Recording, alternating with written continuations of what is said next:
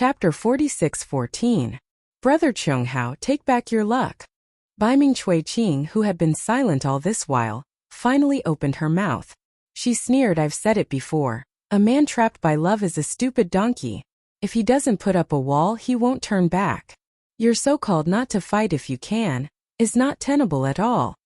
Dongfang Chonghao glared at Biming Chui Qing and said, in today's battle, the fortune gate will be destroyed, and our 4 families will also suffer heavy losses.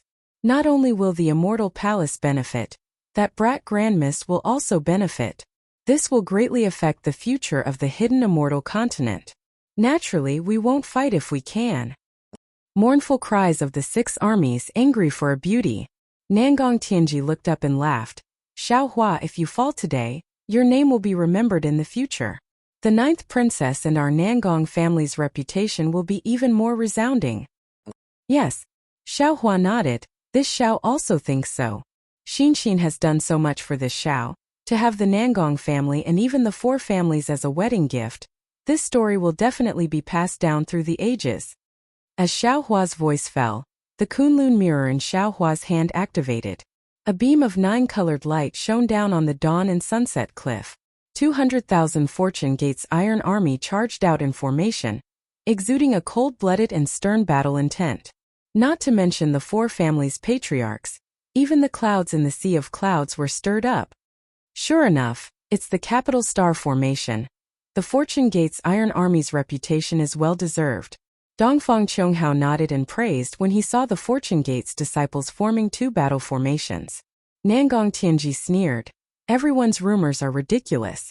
What Fortune Gate's Iron Army's disciples are all 5th level and above? It seems like most of them are nascent soul realm cultivators. We're making a big fuss over a minor issue. Isn't that better? Biming Chui Qing laughed. Your Nangong family's prestige will be enhanced by annihilating the Fortune Gate. Nangong Tianji's gaze swept over Biming Chui Qing, and just as he was about to speak, Dongfang Chonghao frowned and said, Tianji, prepare to meet the enemy. Yes. Nangong Tianji's heart skipped a beat, and he nodded. Then he waved his hand, and a colorful flag the size of a palm appeared in the air. This colorful flag expanded in the wind, and 2 Nangong words that were embroidered with colorful silk threads appeared on it. As Nangong Tianji breathed out a mouthful of true energy into the flag, 5 colored clouds flew out from the 2 Nangong inscriptions. As the clouds surged, countless bean-sized disciples wearing golden armor rushed out with weapons in their hands. Flag of hidden troops? Wen Chu narrowed his eyes and looked at the tens of thousands of disciples falling in the air. They turned into the size of an ordinary person and said in a low voice, This is the weapon of the ancient Confucian. I thought it had been lost in the hidden immortal continent. I didn't expect the 4 great families to still have it. Fellow Taoist. Xiao Hua asked worriedly, how do you feel now? Battle spirit. Wen Chu's tone was as sharp as sword chi as he said, all the heartache, pity, and regret from before have now turned into battle intent. We'll only know the answer after this battle. That's strange. Xiao Hua said curiously, you still don't know why this happened.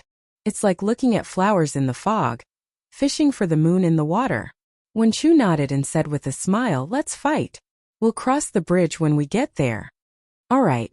Xiao Hua replied and looked out of Chaomu Cliff again. At this time, the Nangong family's battle team had finished assembling. There were also 200,000 disciples wearing golden armor. Most of them were scholars, and their strength was about the same as the Fortune Gate's battle team. Similar to the Fortune Gate's formation, the 200,000 Nangong family disciples were also divided into a dozen or so smaller formations. In front of each formation, there was a disciple with Grandmaster or Martial Grandmaster Cultivation holding a colorful flag. As these disciples waved their flags, the 200,000 Nangong family disciples slapped their own heads and released their true chi. Weng Weng. Although the righteous chi in front of the sunset cliff had already dissipated, the several 100,000 Nangong family disciples activated their cultivation techniques, and a large amount of righteous chi poured down. Rays of light flashed and inscriptions flowed, and a dozen golden chrysanthemums appeared in the air. These dozen chrysanthemums looked as if they were made by heaven. Every petal and every pattern was resplendent, and a powerful aura surged out. In the air above the Fortune Gate's battle team, The air started to vibrate and flow violently. When autumn comes, 8th of the 9th month, when my flower blooms, 100 flowers will die. The incense bursts into the sky, and the entire city is covered in golden armor.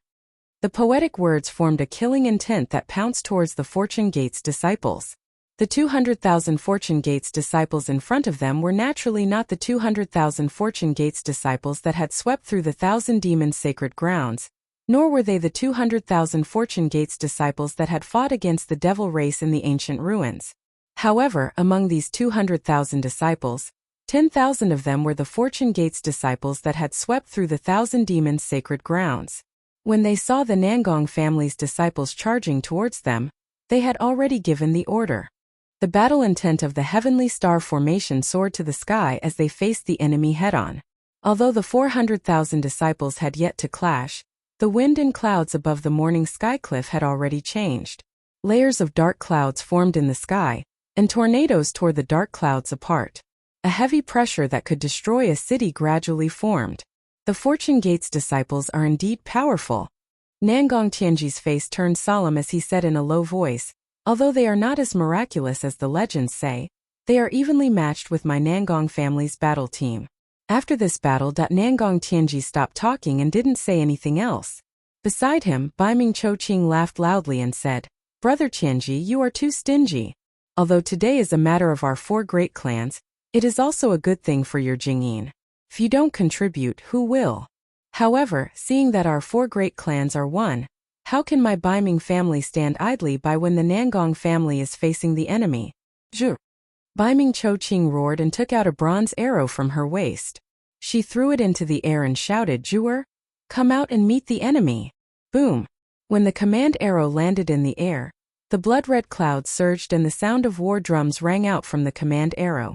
As the war drums rang out, the command arrow expanded rapidly. Groups of Baiming family disciples in light blue armor charged out from the command arrow with weapons in their hands. Garrison order. When Chu revealed the origin of the arrow and said with a smile, "It seems like the 4 great clans are also taking out their trump cards. The previous hidden troops flag and the current garrison order are both ancient military saint artifacts that have been lost since ancient times. I didn't expect them to appear together today. No wonder Immortal Emperor Go-chan is worried about the 4 great clans." Chapter 46:15. Humph. Xiaohua snorted and said indifferently, "It's just a temporary imperial artifact. How can it be compared to my Taoist artifact?"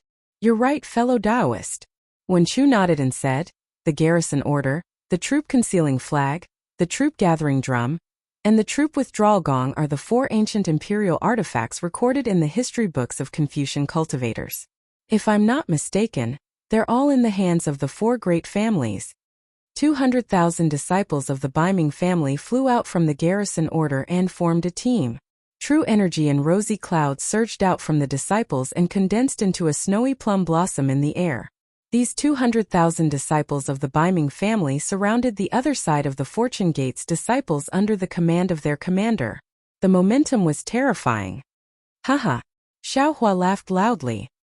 He raised a finger and pointed at the Kunlun mirror, saying, "So, the 4 big families are really planning to destroy my Fortune Gate. It looks like this war will not end until one side is dead. Good, since that's the case. This old man will not hold back today and let you see the strength of my Fortune Gates disciples." Boom boom boom. Several light pillars rushed out from the Kunlun mirror. Roar roar roar. Another team of Fortune Gates disciples roared and rushed out from the Shunhua continent. This team of disciples was different from the previous ones. When they rushed into the sky, they condensed into the shape of a rooster. It was the plentiful sun devil devouring immortal array. This. Baiming Chuiqing was stunned. He was not surprised that Xiaohua could take out more disciples, but the immortal array formed by these disciples. This plentiful sun devil devouring immortal array was Yang. Lightning surged around the Fortune Gates disciples, and the soaring aura was like the scorching sun pouncing on the Baiming family. The snowy plum blossom was already showing signs of withering. Baiming Chuiqing's shock was destined to not stop. When the 200,000 disciples lined up neatly, the murderous aura was like an unsheathed sword. He could not help but whisper, "Damn it, How many nascent soul disciples does the Fortune Gate have? Didn't they say there were 200,000? How come there are 400,000 now? Are my eyes playing tricks on me? Shimin Jianzhong sneered. He also raised his hand and took out an ancient copper gong from somewhere. The copper gong was engraved with many armor inscriptions. These armor inscriptions glowed like silver orchids. Shimin Jianzhong didn't say anything. He flicked his middle finger and hit the gong. Bang! A soft sound was heard. The inscriptions on the gong began to move along with the sound of the gong. Rays of light gushed out from the surface of the gong, and the inscriptions jumped down like fleas. When these inscriptions landed in the air, they transformed into the disciples of the Shimin family wearing silver-white armor. Oh! The Shimin family disciples roared as they landed in the air. They flew out of Dawn and Dawn Cliff and quickly formed into battle squads. In the time it took to finish half a meal, the 200,000 members of the Shimin aristocratic family had formed into an orchid-like battle team. An elegant yet formless aura filled the air once again. Furthermore, this aura combined with the aura of the other battle squads and trapped Dawn Cliff firmly. Kill. Xiaohua raised his head and looked at the provocation and mockery in the eyes of the four great families' patriarchs. He coldly shouted a single word. The word kill turned into a ball of light and flew into the Kunlun mirror. Boom! Another pillar of light appeared and the Fortune Gate's battle squads rushed out once again. Heavens! Nangong Tianji looked at the Fortune Gate's disciples flying out like carps crossing the river and couldn't help but groan. Just how many disciples does this Fortune Gate have? When I saw that the profound yellow board was filled with Fortune Gate's disciples, I was already shocked.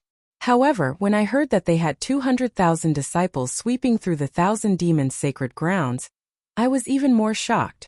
Now, they have 600,000 disciples. 600,000 nascent soul realm disciples. Nangong Tianji didn't know how to continue. He couldn't help but look at Dongfang Qianghao. He knew that a battle squad of 600,000 nascent soul realm disciples was enough to wipe out the 100 schools of philosophers from the hidden immortal continent. Even the four great families weren't willing to provoke such a powerful opponent. Dongfang Qianghao's eyes narrowed slightly. The brilliant young eyes hidden in his eyes couldn't help but shine like the sun. The shock in his heart wasn't any less than Nangong Tianji and the others. He had already known about Xiaohua's rise from his family's secret report. Moreover, he had also carefully read all the information about Xiaohua. Of course, he didn't know much more than Fairy Xingyu. Although the Dongfang family's ability to gather information was stronger than star-picking houses. In Dongfang Qianghao's eyes, although Xiaohua was powerful, he was the same as the Grand Mist Ancestor and the other powerful Dao sect cultivators on the hidden immortal continent. In terms of individual strength, he was close to the peak of the 9th grade. However, in terms of the strength of his sect, each and every one of them was weak. Dongfang Qianghao and the patriarchs of the four great families had the same countermeasure to deal with this kind of Dao sect cultivator. After all, the purpose of a cultivator's cultivation was to ascend. When one reached the final step of cultivation, no one would be willing to risk their lives. As long as they didn't lose face, they wouldn't kill fiercely. Although this kind of cultivator was fierce in the end, if it wasn't for the fact that their lifespan was limited and they couldn't break through the bottleneck, they would die of old age. Otherwise, they would be killed by the four great families. After all, a person's energy was limited. It was impossible to be vigilant against tens of thousands of disciples at all times. However, when Dongfang Qianghao heard that Xiaohua had 200,000 disciples, he couldn't sit still. 200,000 nascent soul disciples. Not 2,000 but 200,000. This was something that had never happened on the hidden immortal continent. There had never been a Dao sect with 200,000 disciples on the hidden immortal continent. In particular, Dongfang Qianghao could see that the Fortune Gate had a close relationship with the Immortal Palace.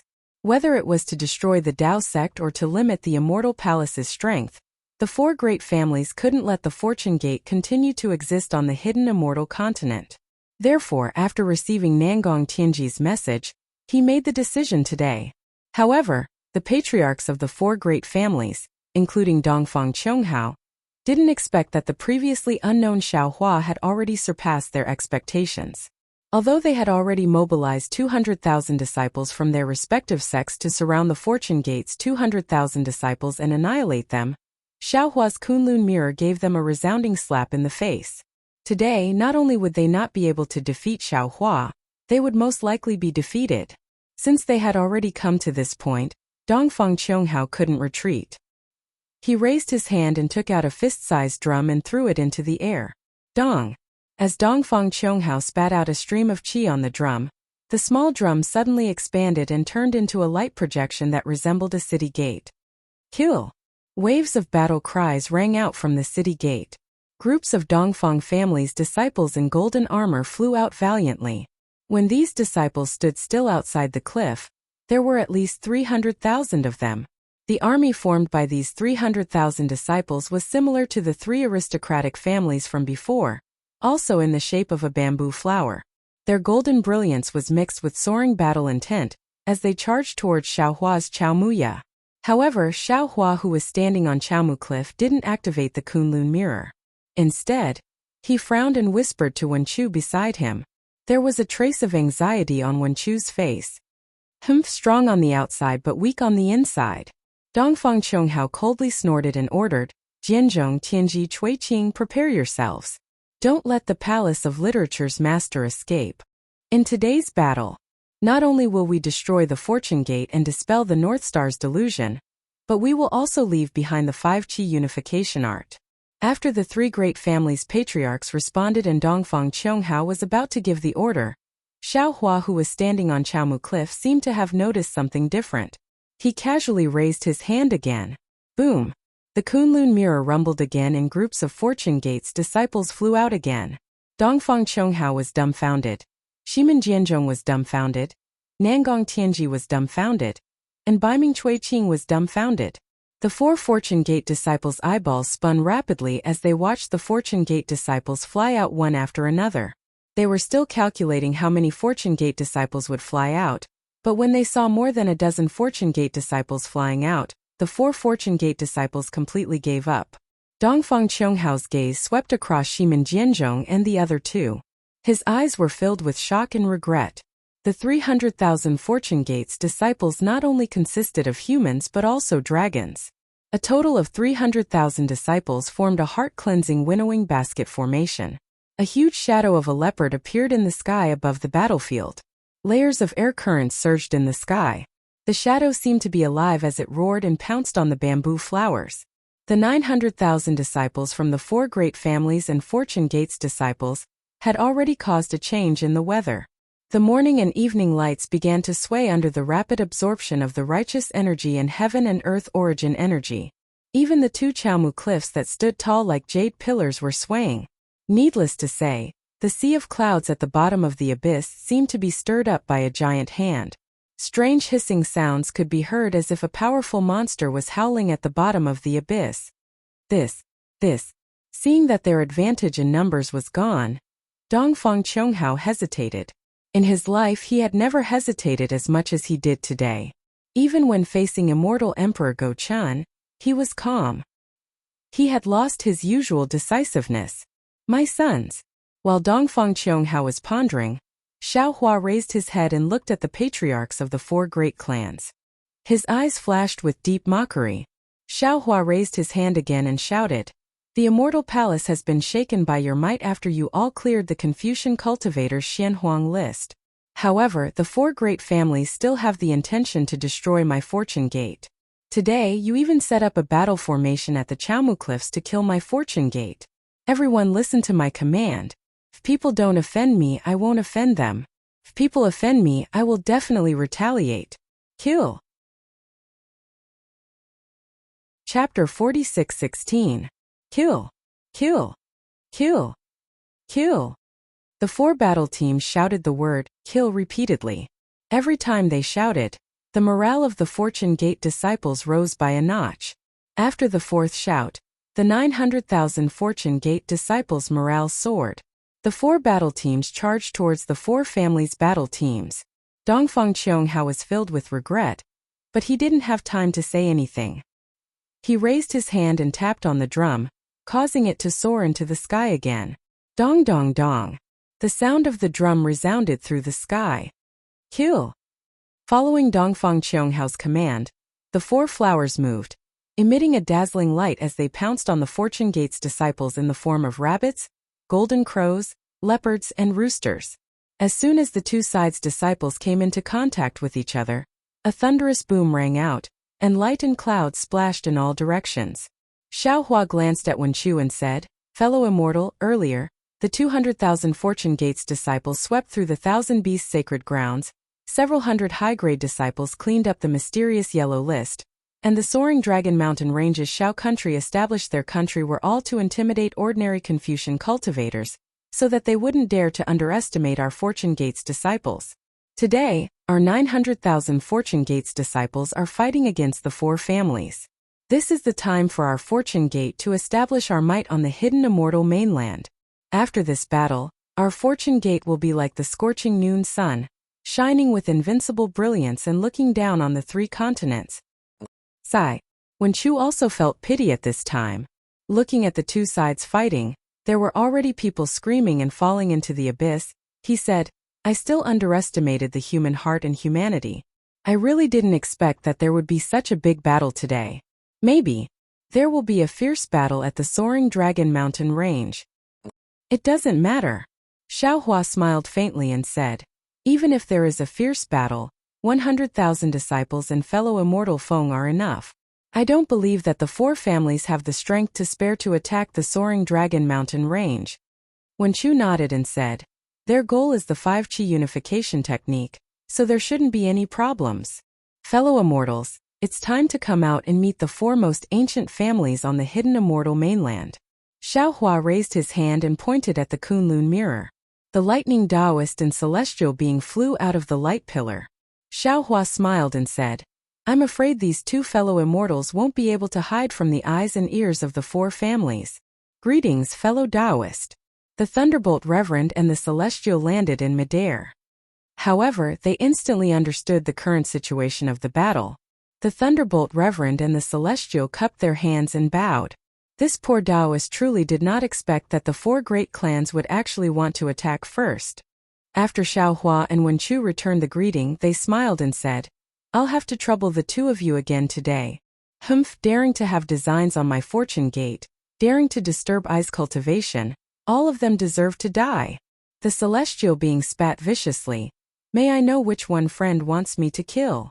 Let's go, we'll go take a look. We'll kill whoever suits our tastes." Xiaohua smiled and flew out of Chaomuya. Seeing Xiaohua and the other three flying out, the patriarchs of the four great families also flew out on clouds. However, right after the four of them flew out, more than 10 white-haired old men also flew out. These old men were dressed differently, following behind different patriarchs. Obviously, they belonged to different families. "A 9th-grade origin energy literature saint?" Xiaohua exclaimed in shock when he saw these old men. Is there really a literature saint with strength comparable to a literature star in this world? Wenqiu didn't find it strange at all. He said indifferently, "The true cultivation system of us Confucian cultivators is to refine essence into qi, refine qi into spirit, refine spirit into the void, and refine the void into the heavens. The so-called scholar, master of literature, grandmaster, great-grandmaster, literature saint, and literature star are just some titles. They are different from the Tao Gates qi refining, foundation establishment, and nascent soul realms. As time passes, it's inevitable that people will misunderstand. A literature star is actually similar to a great sage in the Thousand Demons sacred ground. Without great fortune, one can't be called a literature star. As for fortune, the 100 schools of thought should have their own secrets, not to mention the four great families. Every generation's patriarch would become a literature star. But what about those literature saints who are not weaker than the patriarchs? Although they don't have any fortune, they can still cultivate. Refining the heavens and refining the void doesn't care if you have the merit of teaching them. So what if they are 9th-level literature saints? The Celestial sneered. They are just some middle-level 9th-level Confucian cultivators. And Wenqiu glanced at him.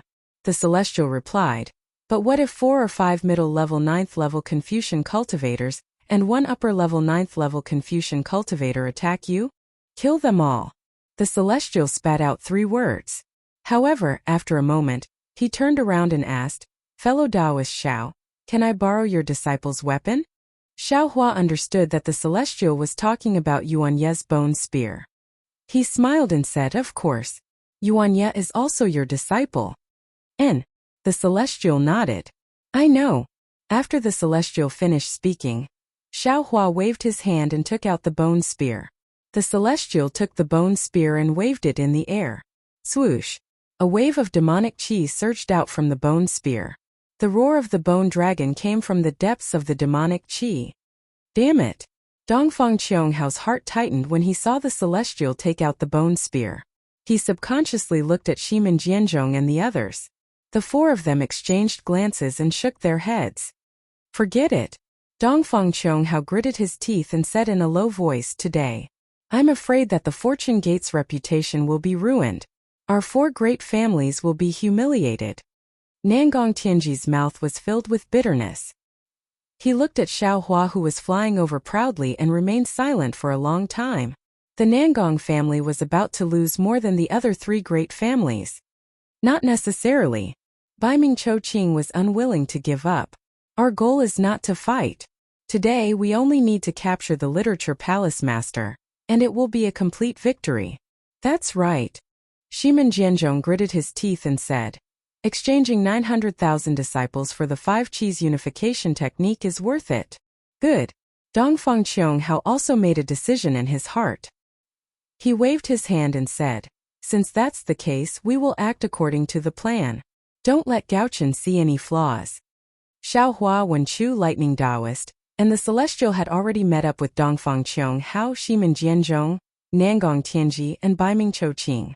The abyss between the dawn and dusk cliff was different from the two sides of the dawn and dusk cliff. The void overlapped and compressed together like soft straw. Strands of black and white clouds with the aura of the stars and moon wandered freely in this unstable space. The wind in the sky was more biting cold than ordinary space. Wherever the wind blades landed, even the rocks would be cut open. Xiao Hua and the others' divine senses were not obstructed at this high altitude. When their divine senses swept through the space, they could even create layers of ripples. More than 20 supreme cultivators of hidden immortal continent had already spread out, standing high up in the sky. Their expressions were like water. Sounds of fighting, screams, and the sound of magical treasures and imperial tools colliding with each other faintly came from under everyone's feet. Kill. It seemed that they had already said too much. At this point, both sides no longer had any extra words to say. Xiao Hua and Dongfang Qionghao's gazes met, and sparks seemed to appear in the air. The two of them roared in unison and flew out. However, Dongfang Qiongghao glanced at Xiao Hua coldly. His figure flashed, and in a flash he passed by Xiao Hua and pounced on Wenchu. In the eyes of the arrogant Dongfang Qiongghao, only the master of the Wenchu Palace was his real opponent. As for Xiao Hua, he could only leave it to Nangong Tianji. Nangong Tianji, who had been planning for a long time, could finally face Xiao Hua, who was about to trample on his sex face. His eyes were already red. Xiao Hua sneered. Why would he care who his opponent was? Since the Nangong family had delivered themselves to his door, he was also overjoyed. Lightning flashed around Xiao Hua's body as he used the Heavenly Laws embodiment technique. His golden body, which was several thousand feet tall, was formed. He immediately clenched his right fist and smashed it towards Nangong Tianji. Nangong Tianji didn't show any signs of weakness. When he saw Xiao Hua activating his avatar, he also opened his mouth.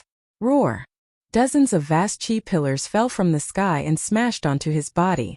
Nangong Tianji also activated his avatar and chased after Xiao Hua.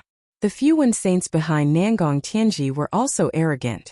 They activated their avatar and surrounded Xiao Hua. Then they waved their fists and legs and pounced on Xiao Hua. Boom! Xiao Hua's fist collided with Nangong Tianji's fist. A huge shockwave surged out.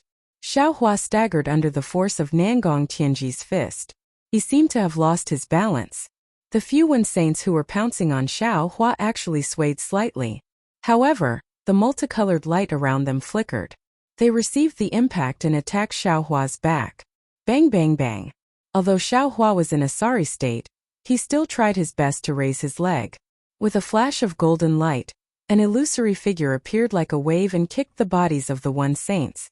When the One Saint saw that Xiao Hua's fists and legs were not a match for Nangong Tianji, they sneered in their hearts.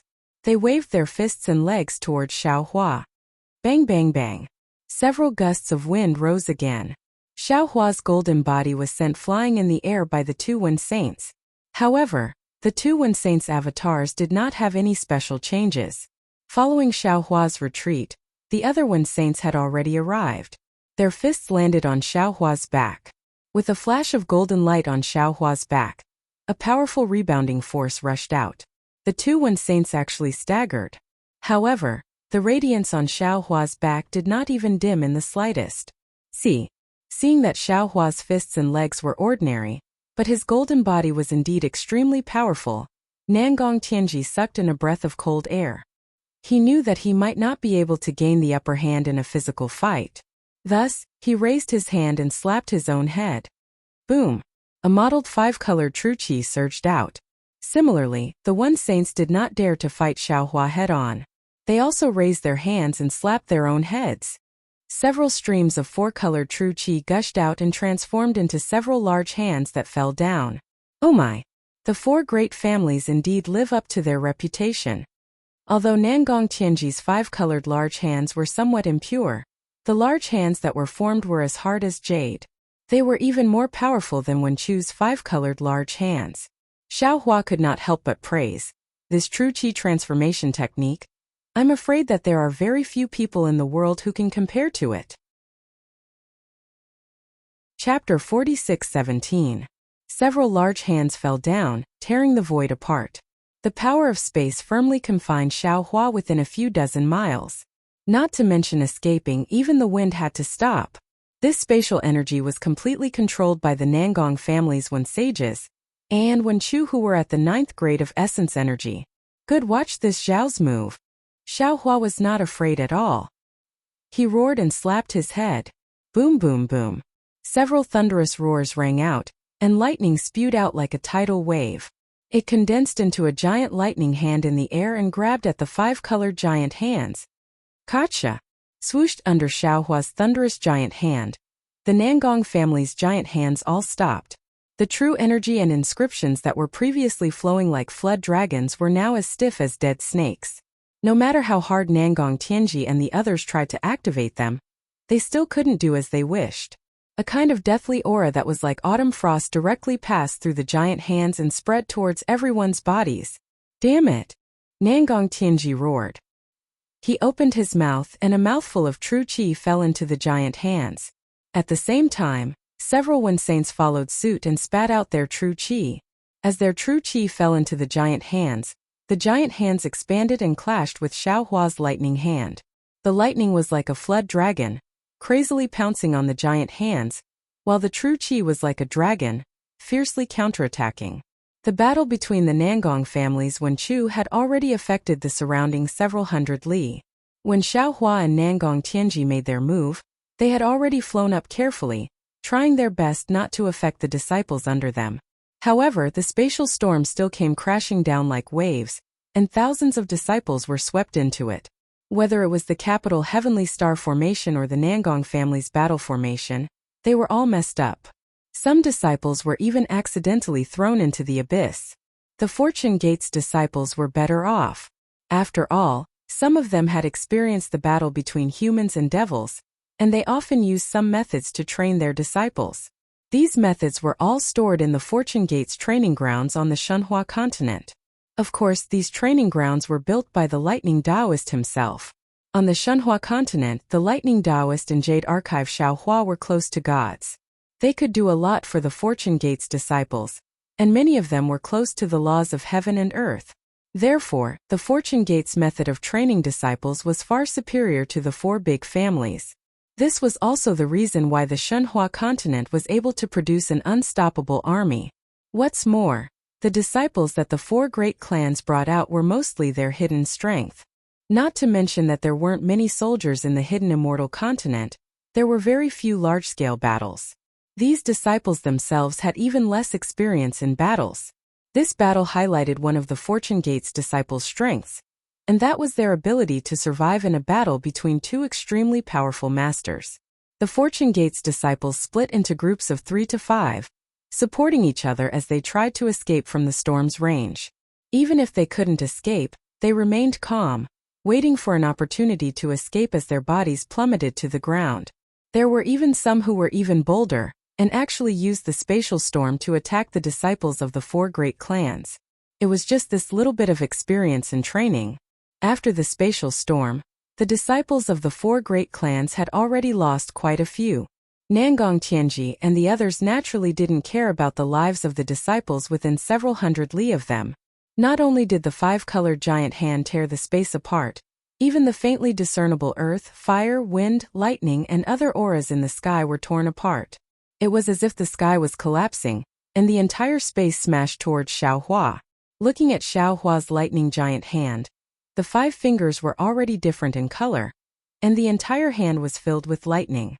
Although it wasn't as condensed as Nangong Tianji's 5-colored giant hand, it was superior in terms of the purity of the lightning, and the momentum of the lightning was terrifying. Seeing the lightning hand wave, the space between Xiaohua and the hand was immediately sucked dry. Countless hurricanes and indescribable fluctuations rushed out from the torn space, violently pouncing towards Xiaohua. This storm, which could instantly kill an ordinary cultivator, fell on Xiaohua's golden body, but it only set off some ripples of golden light. Boom boom boom. The thunderous hand clashed with several 5-colored hands, and a destructive aura that was even more powerful than the collapse of the heavens and the earth rose from the sky. The thunderous hand was shattered, and countless thunderbolts flew in all directions, smashing into the void and shattering it. The 5-colored hands were also torn apart, and the translucent jade-like hands turned into countless fragments. Countless fragments also turned into fragmented aura and disappeared into the void. Violent gales rose and the storm rolled. Within 1,000 li, the wind and clouds surged. Even someone as strong as Nangong Tianji staggered, and the protective light around his body was also blown away like a candle in the wind. With Nangong Tianji in such a state, those 9th grade essence energy literary saints were even more embarrassed. Their bodies lost their balance, and they quickly rushed out of the storm. These literary saints were also shocked. Just a casual clash of divine abilities could cause such a huge commotion, and Xiaohua actually didn't fall into a disadvantageous position, even when fighting against so many of them. This was something they really didn't expect. However, in this world there were only more surprises but no more surprises. Just as they were about to get out of the range of the storm, suddenly, a light figure rushed out from the lightning fragments. Xiaohua's tall and thin figure actually went against the wind, and with the help of the wind, he instantly appeared in front of them. What is this guy doing? The cultivation method of the literary saints of Confucianism was different from that of the Taoism cultivators. They had always emphasized practicing. Moreover, the true 5 Qis unification technique was to refine the 5 viscera and 6 bowels. The cultivation methods of the 4 major families were incomplete, but there were more or less traces of the true cultivation methods. Therefore, most of the disciples of the 4 major families would refine their bodies while refining their qi. When these literary saints saw Xiaohua suddenly appear, they were surprised, but they weren't particularly afraid. In fact, they were even a little confused. After all, they believed that the cultivation of their physical bodies was definitely stronger than that of the Taoism cultivators of the same level. Moreover, Xiaohua didn't gain any advantage when he was surrounded by so many people. Instead, he seemed to be losing.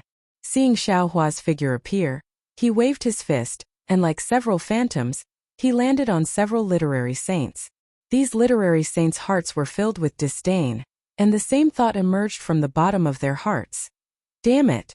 My divine abilities may not be as powerful as a human Mahayana stage cultivator, but didn't we already see the power of my fists and feet?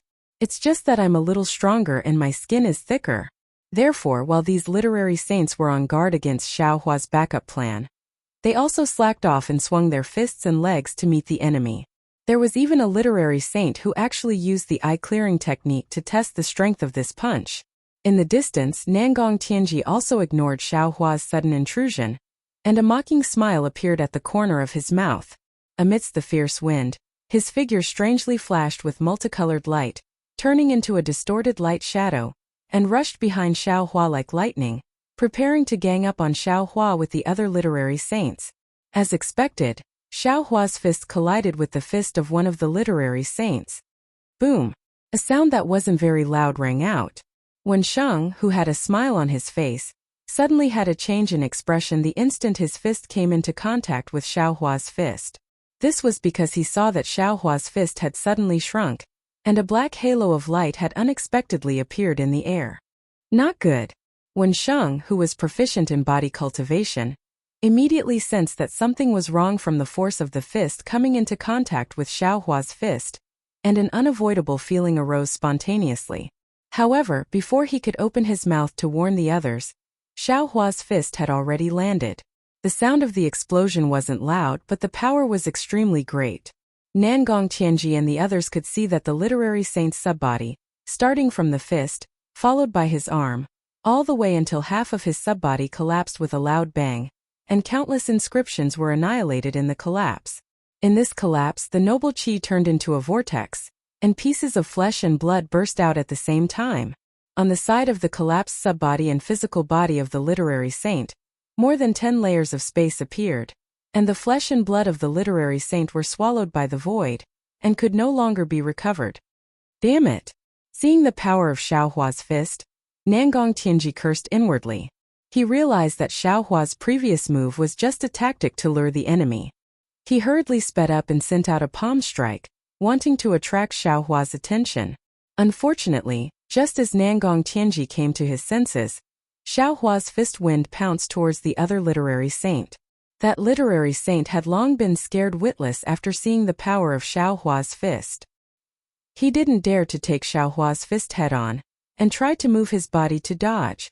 It was also at this moment, the sound of the wind rose again, and under the body of the literary saint, Xiao Hua's leg stretched out from the void, and kicked the waist of the literary saint. The strength of a leg has always surpassed the wind of a fist. When Xiao Hua's leg landed, the subbody of the literary saint collapsed bit by bit, and an oval-shaped black hole fell into the body of the literary saint. Ah! The literary saint screamed miserably, and a bloody light appeared at the collapsed area again. His subbody rapidly shrank, and his physical body was almost cut in half.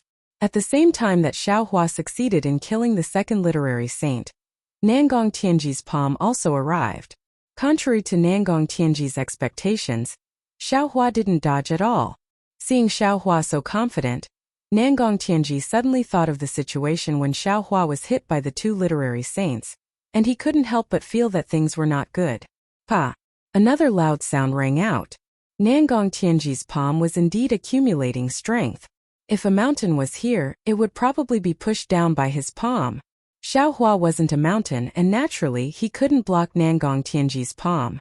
However, Xiao Hua's golden body was sent flying by Nangong Tianji's palm. Xiao Hua's golden body instantly collapsed, and the golden light was quickly extinguished. Xiao Hua's figure actually pounced on the third literary saint. How could Nangong Tianji not know Xiao Hua's plan? The tricks that ordinary martial artists often used in the competition were actually used by the Taoist sect's Grand Ascension stage cultivators in this supreme battle.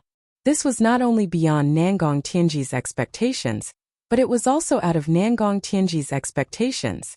Nangong Tianji couldn't help but gnash his teeth and say, "Damn it! Borrowing strength to fight strength." Oh! Chapter 46:18. Of course, Nangong Tianji's curiosity was piqued. After all, he knew the strength of his palm. Even if immortal Emperor Go Chun was here, he wouldn't dare to let his palm land on his body, unless it was the 7 great sages from the Great Sage Hall. At the thought of this, Nangong Tianji suddenly realized something and shouted, "Pinga, retreat! This bastard's body is extremely strong, don't." Nangong Tianji originally wanted to say, "Don't let him get close," but he was only halfway through when Xiao Hua had already forced himself to the side of the literature sage named Nangong Pinga. This literature sage, who had just used the clear eyes technique to probe the strength of Xiao Hua's fist, had only blocked Xiao Hua's left fist, and was immediately hit in the shoulder by Xiao Hua's right fist. Boom! Another muffled sound rang out. Nangong Pingu's subbody began to collapse from the shoulder. In an instant the subbody was shattered, and even the body below the subbody was affected. Blood and flesh flew everywhere. However, Nangong Pingu, who was about to faint from the pain, stared at Xiao Hua, who was soaring into the sky. His eyes were filled with confusion. This was because he could clearly see that the fist that was about to strike his heart had swerved slightly, and was now aiming for his shoulder. The fact that he hadn't been killed on the spot wasn't because he was lucky, nor was it because he had managed to evade in time. Instead, it was because this grand ascension stage Taoist was holding back. Seeing the 3 ninth grade sage of origin energy being killed or injured by Xiao Hua in just a few rounds, Nangong Tianji's heart ached as if it was being stabbed by a knife. He knew very well in his heart which of those Confucian cultivators who were able to cultivate to the 9th grade of origin energy did not possess supreme skills. Although these Great Sage Hall's Great Sage Hall's Great Sage Hall were not Great Sage Hall's Great Sage Hall's Great Sage Hall, even if they were facing immortal Emperor Go Chan, they wouldn't be injured in just a few rounds. This was also the reason why he, as the patriarch of the 4 great clans, was not worried about letting these 9th grade Great Sage Hall's Great Sage Hall fight. However, Nangong Tianji didn't expect Xiao Hua's Great Sage Hall's Great Sage Hall to be able to flatten a mountain with a single punch. As a result, these 3 9th grade literary saints were killed and injured by Xiao Hua before they could even use the true divine arts of the Confucian cultivators. This purely physical injury was even more severe than Taoist magic power. Even though Xiao Hua didn't take Nangong Pingu's life today, it would be difficult for this 9th grade Essence Force literary sage to advance his cultivation in the future. Even one's lifespan would be affected. Xiao Hua, this old man will not rest until you die. Nangong Tianji's eyes almost popped out of their sockets. He roared as he raised his hand and slapped the top of his head again. Rumbling sounds could be heard from Nangong Tianji's body. Ripples of space surged out from his body. Sharp, bird-like whistling sounds could be heard from the top of his head. Xiao Hua originally wanted to continue chasing after the 2 remaining saints of literature, but when he saw the white hair of the 2 saints of literature running away and Nangong Tianji challenging them, he stopped in the air and turned around coldly. He looked at the rapidly swaying earth, fire, wind, and thunder in the sky and laughed. Won't stop until one of us dies? What a joke. Nangong Tianji, you're thinking too much. You don't have the qualifications to fight with me until one of us dies. When Nangong Tianji heard Xiao Hua's words, even though he knew that Xiao Hua was trying to provoke him, he was still so angry that his lungs were about to explode. Pooh! Nangong Tianji roared angrily. He opened his mouth again, and a 5-colored pillar of air shot out from his mouth. It shot straight up into the sky and pierced into the earth, fire, wind, and thunder. Boom! The earth, fire, wind, and thunder let out a loud explosion. Countless wind and thunder fell into the 5-colored pillar of light like a heavenly river bursting through a dam. At this moment above Nangong Tian's head, a similar pillar of energy shot out. This pillar of energy wasn't 5-colored, but golden. Hundreds of millions of inscriptions surged out like golden chrysanthemums, enveloping the surrounding several hundred miles. The golden chrysanthemums were like a vast river. Wherever the earth, fire, wind, and lightning fell, all of the golden chrysanthemums transformed. Under the cover of the river, the space was completely locked down. All of the noble energy and the world's origin energy melted away. Even within Xiao Hua's divine sense, the 5 elements of heaven and earth began to change. Faint rays of light began to shoot out in all directions, swaying in all directions within the space. Nangong Tianji laughed sinisterly. He watched as Xiao Hua's golden body was covered by countless tiny rays of light. It was as if he had fallen into a net. He shouted proudly, Xiao Hua, today this old man will let you see what the true noble Qi river is. As Nangong Tianji's voice fell, the earth, fire, wind, and thunder in the sky turned into aurora magnetism through the golden chrysanthemum. Under the aurora magnetism, the space within 1,000 miles was filled with dazzling sparks. The entire space was filled with strange laws. Under this strange light, Xiao Hua's face also revealed a strange smile. The righteous spirit river of Confucian cultivators had always been a divine ability that Xiao Hua highly praised. Under the righteous spirit river, the righteous spirit would envelop the space, and any evil force would be destroyed by this righteous spirit.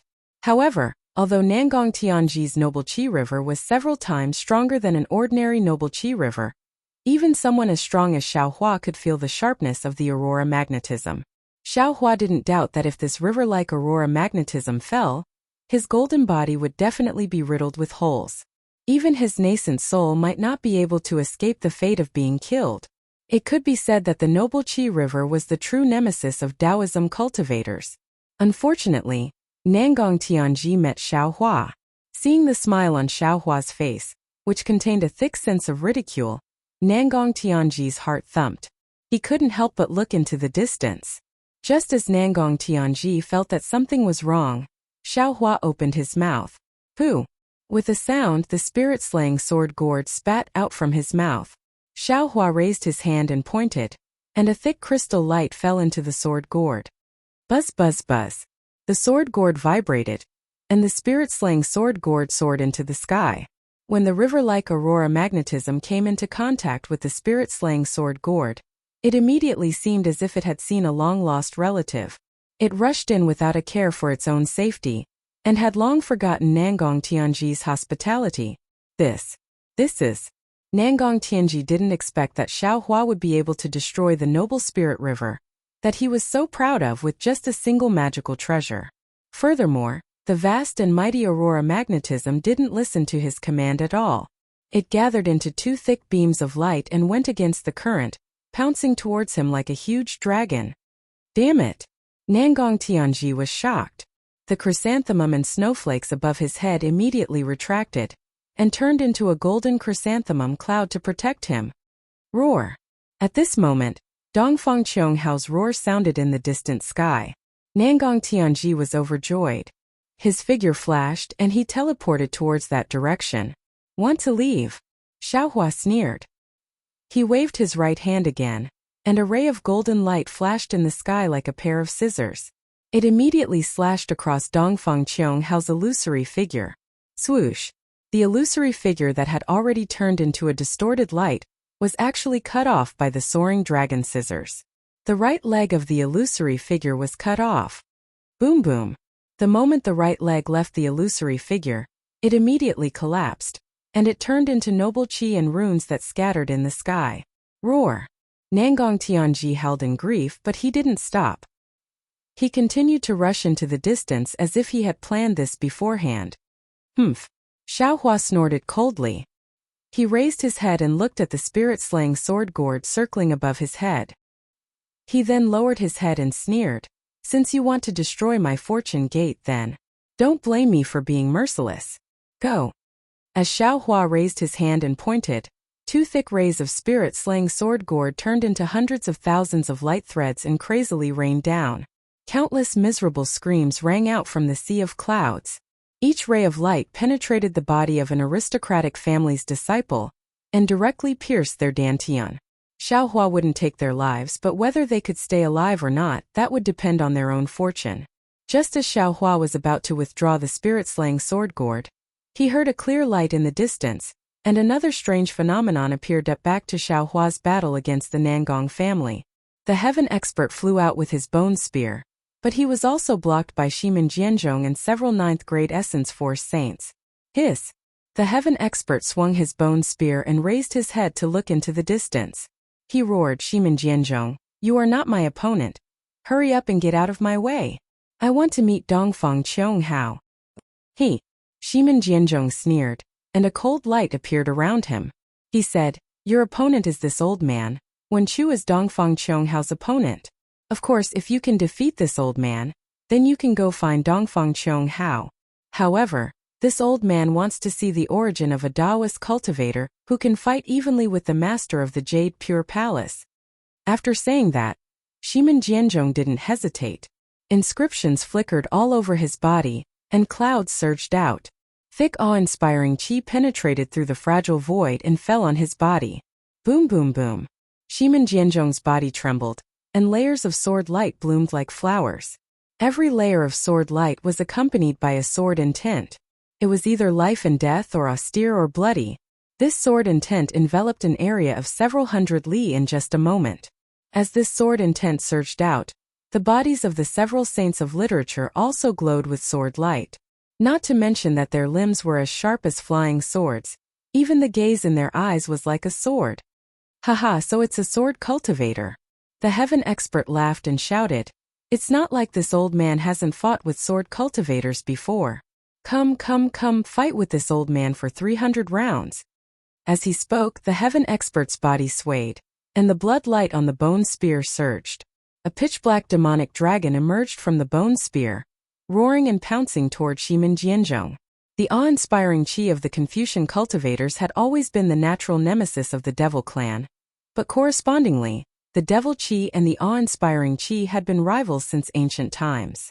Although Shimin Jianzhong activated his sword intent, the demonic dragon's bloody, murderous and violent intent rushed into Shimin Jianzhong's defense and went straight into his heart. Give it a reward, and thank you for all your support. Chapter 46:19. Seeing that the celestial was so powerful, Shimin Jianzhong was also shocked. He thought to himself, damn it, how can this Taoist body cultivator have a demonic weapon? When he fought with the master of the Jade Pure Palace that day, he didn't use a weapon. Moreover, this demonic weapon is different from ordinary demonic weapons. The bone dragon that was refined into a demonic spear is not an ordinary dragon. The aura of this demonic weapon seems to be innately restraining the righteous aura of my Confucian cultivator. Today's battle seems to be too dangerous, far from what I expected. However, since he was already here, how could Shimin Jianzhong hesitate? He slowly raised his right hand, and a sword light appeared in his right palm like starlight. Then, countless sword cries came from the sword light, and a sword that was overflowing with brilliance began to expand rapidly. This old man will show you what the sword essence of heaven and earth is. Shimin Jianzhong roared proudly, and the huge sword that was 1,000 feet long fell like a falling mountain. The sword hair of the huge sword was like a flood dragon, and the sword essence was like a rainbow. Wherever it passed, the space was split open, the wind was split open, and even the eyes of the celestial were about to be split open. Near Shimin Jianzhong, the literary saints didn't dare to be careless. They opened their mouths at the same time, and a flying sword that looked like a hook rushed out and landed on the arm of the celestial. Wherever the sword light passed, the entire arm turned into a hook. Several people cooperated with Shimin Jianzhong, and as their bodies swayed, the hooks were like snow, attacking different parts of the celestial. Boom! In the roar, the bone spear pierced the sword light, and the sword light also split the demonic aura of the bone spear. Shimin Jianzhong was indeed the master of the Shimin family. Wherever the sword essence of heaven and earth fell, the demonic aura was split open, and the demons hidden in the demonic aura were all split in half. In the bloody light, the body of the bone spear was revealed, and a shallow notch appeared on the scales of the bone dragon's back. The gigantic sword formed by Shimin Jianzhong's sword beam was also swallowed by the bone dragon after it slashed down. Ka-ka-ka. With a crisp sound, the entire gigantic sword was shattered into pieces by the demonic light. Although each fragment struggled to transform into tens of thousands of small flying swords, before the flying swords could take form, they were shaken into inscriptions by the bone spear and scattered into the void. Ka-ka-ka. At the same time, several sounds of metal and stone rang out. Several sword shadows flashed past the celestial's back, waist and ribs, and a series of golden lights splashed out. Ow ow! The celestial seemed to be in pain and roared in the air. Haha, that's all there is to it. Shimin Jianzhong looked up to the sky and laughed, saying, This old man thought you were very powerful, but it seems that you are just a guy who is strong in appearance but weak in reality. Maybe you have succeeded in refining your body, but in this old man's eyes, your body cultivation is just like grass. As he spoke, Shimin Jianzhong raised his hand and waved it from his waist. A thin blue light flashed, and a slender sword like an orchid appeared. Although the sword light was thin, it was very tough. When it landed in the void, it pierced through the void. What was special was that the sword was very soft, and it was like duckweed in the wind. It danced with the wind, and a sense of elegance and nobility spontaneously appeared. Shimin Jianzhong stared at the sword, and his eyes revealed eagerness, as if he had seen his long-lost lover. For a moment, Shimin Jianzhong raised his head and looked at the celestial, who was also vigilant in his eyes. He said proudly, The Confucian scholars of the hidden immortal continent have long admired the gentle sword, but no one has ever heard of the feather orchid immortal sword of my Shimin family. Before the feather orchid immortal sword, The so-called number one imperial weapon is nothing but nothingness. All the families in the world know about the Son of Heaven's sword. And with the Son of Heaven's sword, you can stabilize the world. But who knows? If you control the feather orchid sword, you can become an immortal? You are very lucky to be able to see the true appearance of the feather orchid immortal sword before you die. After speaking, Shimin Jianzhong raised his hand and waved. That sword, which was originally as soft as gossamer, suddenly gave birth to a resplendent sword light. Moreover, that sword directly soared into the sky, and an extraordinary sword intent rushed out from the sword. Wherever the sword intent passed, the broken void transformed into many orchids. Each orchid was born from the sword's splendor, and each orchid revealed a hazy world. Each orchid contained a heaven-destroying and earth-exterminating killing intent. Damn it! When the Celestial saw it, he couldn't help but turn pale with fright. The Celestial was formed by Xiaohua's bone tempering. When it comes to the corporeal body, it is naturally tough and tenacious. It is very difficult for ordinary magic tools to injure him. Normally, the Celestial should be the most powerful one among Xiaohua's clones, but in fact the Celestial was the most awkward one. Previously, other than cultivating Xiaohua's Big Dipper Fist and several bone-tempering cultivation techniques, he didn't have any other cultivation techniques. Then in Star Moon Palace, Xiaohua found a cultivation technique for the Celestial, and also found a secret technique to repair the 10,000 extinguishing Heavenly Dipper. However, the time was short and the Celestial didn't complete it. Therefore, when facing ordinary cultivators of the lower 9th grade, the Celestial had an absolute advantage. He could even deal with them more efficiently than Xiaohua. However, when facing Shimin Jianzhong, who was also at the upper 9th grade, he was powerless. Seeing Shimin Jianzhong take out the Feather Orchid Immortal Sword, that bone-chilling sword light made his heart palpitate. Without hesitation, he waved his hand and summoned the Celestial's white bone. When the Celestial's white bone appeared, the space immediately began to flash with a pitch-black halo. A kind of rich desolate aura rushed out from the white bone. When the Celestial merged with the white bone with a loud bang, the space within 100 miles began to tremble. Waves of energy wantonly swept out and merged with the desolate aura. Ayo! The Celestial looked up to the sky and roared. A fierce aura emerged from his 3 heads. Waves of sound surged towards Shimin Jianzhong and the others. Ah? This is the ancient demon clan? Seeing that the Celestial had 3 heads and 6 arms and emitted a ferocious aura that could suppress the world, Shimin Jianzhong was astonished. He finally understood why the Celestial could fight evenly with the Jade Pure Palace Master. However, in the blink of an eye, Shimin Jianzhong sneered. Suddenly, tens of thousands of sword hairs appeared around his body. These sword hairs all rushed into the treasured sword in his hand. The slender treasured sword overflowed with brilliance like the rising sun. As Shimin Jianzhong waved his hands, the seemingly slender treasured sword fell down like a meteor. Amidst the huge rumbling sound, the space habitually shattered and collapsed. The orchid sword hairs from before floated down and pounced on the Celestial.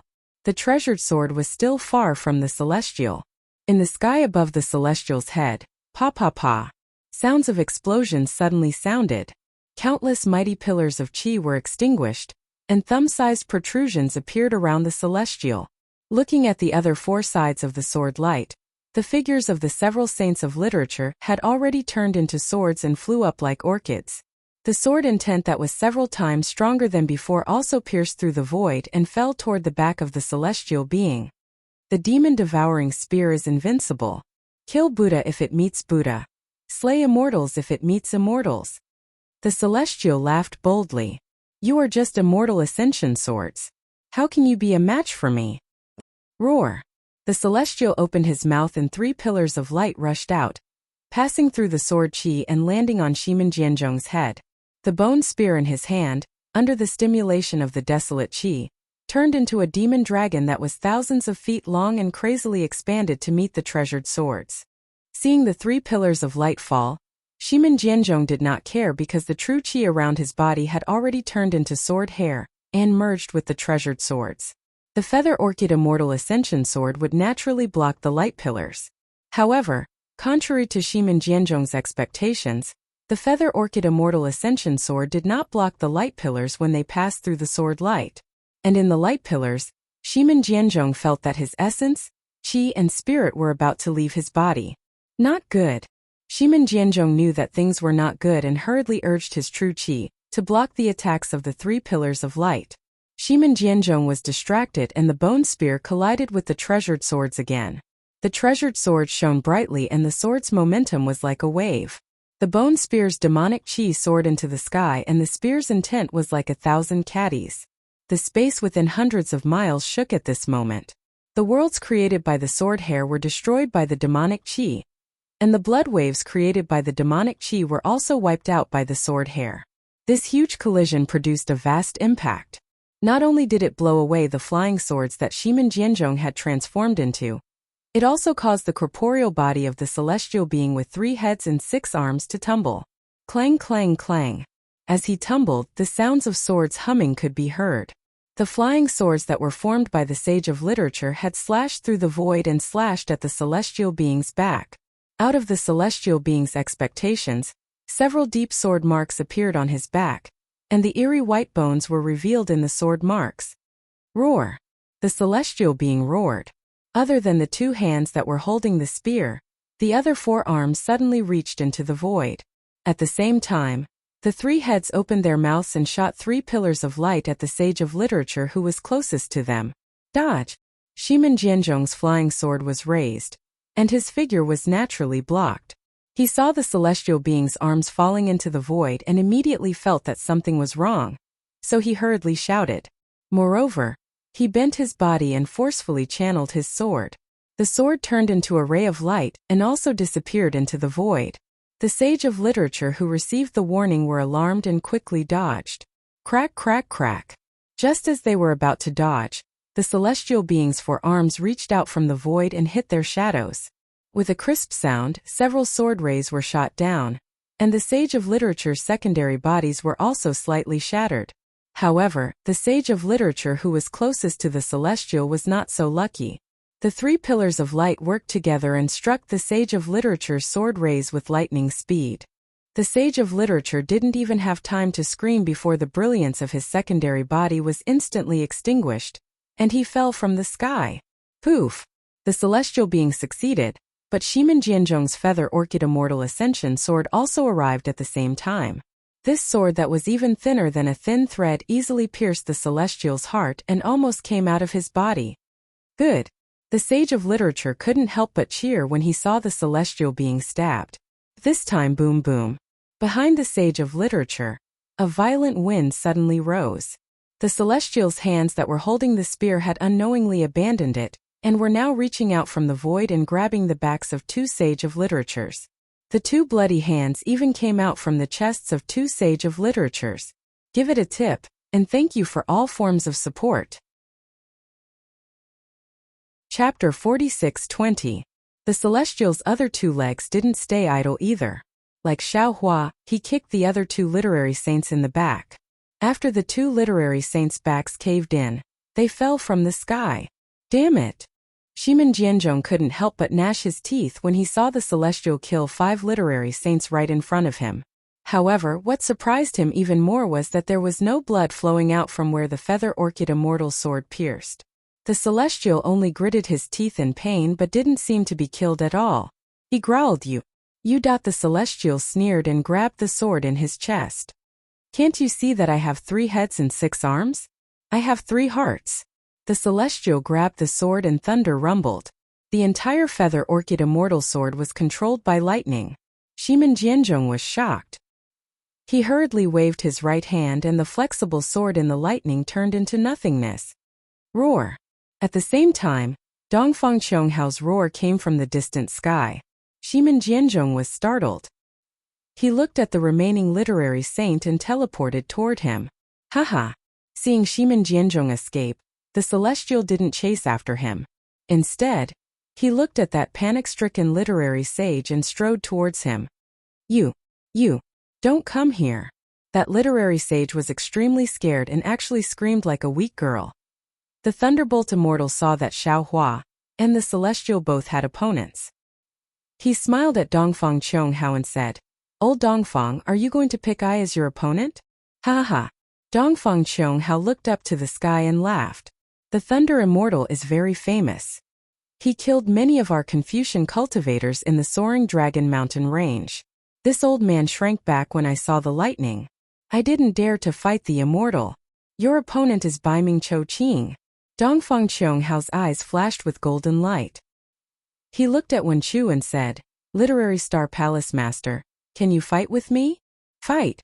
Wen Chu's expression did not change, but a complicated emotion flashed in his eyes as he replied. Watching Wen Chu, Dongfang Qionghao, and the others fly away, Thunderbolt Immortal looked at Baiming Chui Qing and the other literary sages in the distance. He crooked his neck and laughed. Baiming Chui Qing? Such a name seems to be very cultured, but looking at your excellency's appearance, it really has nothing to do with that. A tasteless Confucian cultivator like you. How could you possibly be a match for me? The Baiming family used plum blossoms as their symbol, so they naturally emphasized elegance and taste. However, Baiming Chui Qing and even Baiming Jiqing had put on weight, especially Baiming Chui Qing. Although her face was delicate and pretty, if she were to put on an official's attire, she would look more like an ordinary village official. How could she have the demeanor of the patriarch of the four great families whose name shook the world? Previously, Baiming Chaoqing had also used a cultivation method to temper her corporeal body, but she originally had this kind of physique. Admittedly, the cultivation method had a certain effect, but how could it be more convenient than transfiguration? However, if she transfigured her body, Baiming Chui Qing would be somewhat disdainful.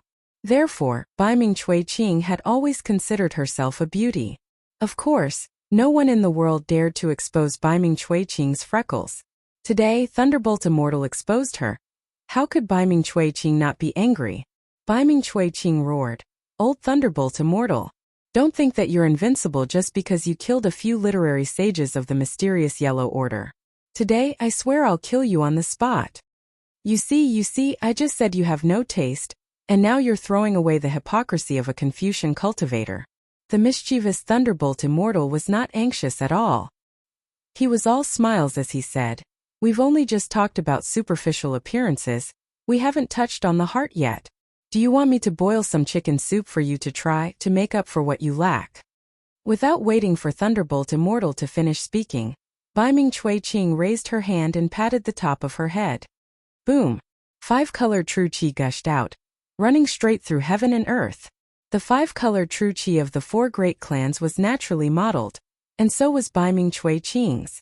However, within this soaring true qi pillar, the modeled true qi was azure, like plum blossoms. Woo! Once the 5-colored true qi pillar appeared, the space within several hundred li shook.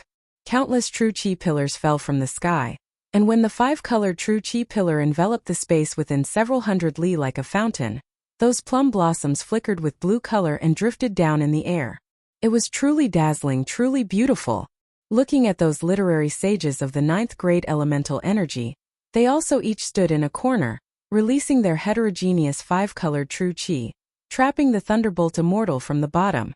Moreover, when the 5-colored true qi gushed out, the figures of those literary sages also disappeared. Good, it's really not bad. The Thunderbolt Immortal was not anxious. He pinched his chin with his hand with a rather elegant demeanor, and said with a smile, It looks too beautiful to be absorbed all at once. However, when displayed by a person as fat as a pig like you, no matter how you look at it, there are some flaws. Sigh, what can I do? After saying that, the Thunderbolt Immortal rubbed his hands slightly, blinked his eyes and said, Such a beautiful painting. Let this old man add the finishing touch. When Baiming Chui Qing heard that, she was so angry that her lungs were about to explode. She stood in the air and said coldly, Since that's the case, then please raise your brush and correct it. I hope you don't talk too big, or your teeth will fall out. In the Thunderbolt Immortal's hand, clusters of lightning slowly emerged. He still had a smile on his face as he replied, Although this old man doesn't have Taoist sorcerer's brush, and can't use the wondrous blossom brush, it's more than enough to correct your vulgarity. As for my teeth, please don't worry. This old man's age hasn't reached the point where my teeth will fall out, so we can't be mentioned in the same breath. After saying that, the Thunderbolt Immortal waved his hands, and tens of thousands of thunderbolts appeared out of thin air, transforming into the shapes of brushes, and pointed towards the plum blossoms in the air at the same time. This thunderbolt was like a huge wave overturning the sky, overturning the entire space, and its momentum was incomparably vast. However, all the thunderbolts had only rushed out 100 feet when the countless plum blossoms in the air suddenly produced indescribable fluctuations. These fluctuations were like a net, intertwining and falling. Wherever the fluctuations passed, all the thunderbolts immediately ceased to exist, turning into nothingness. So much so that when the fluctuations landed on the Thunderbolt Immortal's body, even the lightning flashing around the Thunderbolt Immortal's body was also smoothed out. The Thunderbolt Immortal was dumbstruck. Looking at those plum blossoms, they were like Baiming Chui Qing's small eyes that were mocking him. Ha ha ha. Baiming Chui Qing laughed wildly. It's just the Dao Sex Thunderbolt technique. What's there to be arrogant about? Didn't you want to correct this old man's winter plum forbidden lightning diagram? Why don't you pick up your lightning brush? Without it, I'm afraid your teeth will fall out. Damn it. The Thunderbolt Immortal was ashamed and angry. He raised his hand and slapped the top of his head. Rumble. A cluster of lightning spurted out, transforming into a thunderbolt technique that grabbed towards Baiming Chui Qing. Unfortunately, as soon as the lightning appeared, the fluctuations rose again. That thunderbolt technique whimpered as it shrank and disappeared, not causing any waves at all. Since you don't have the strength to lift the brush, then let this old man do it. Baiming Chui Qing was in high spirits. She opened her mouth and a mouthful of life's true energy gushed out, transforming into countless fine threads that were similar to inscription chains. At the same time, they entered the void and connected all the plum blossoms together. Fall!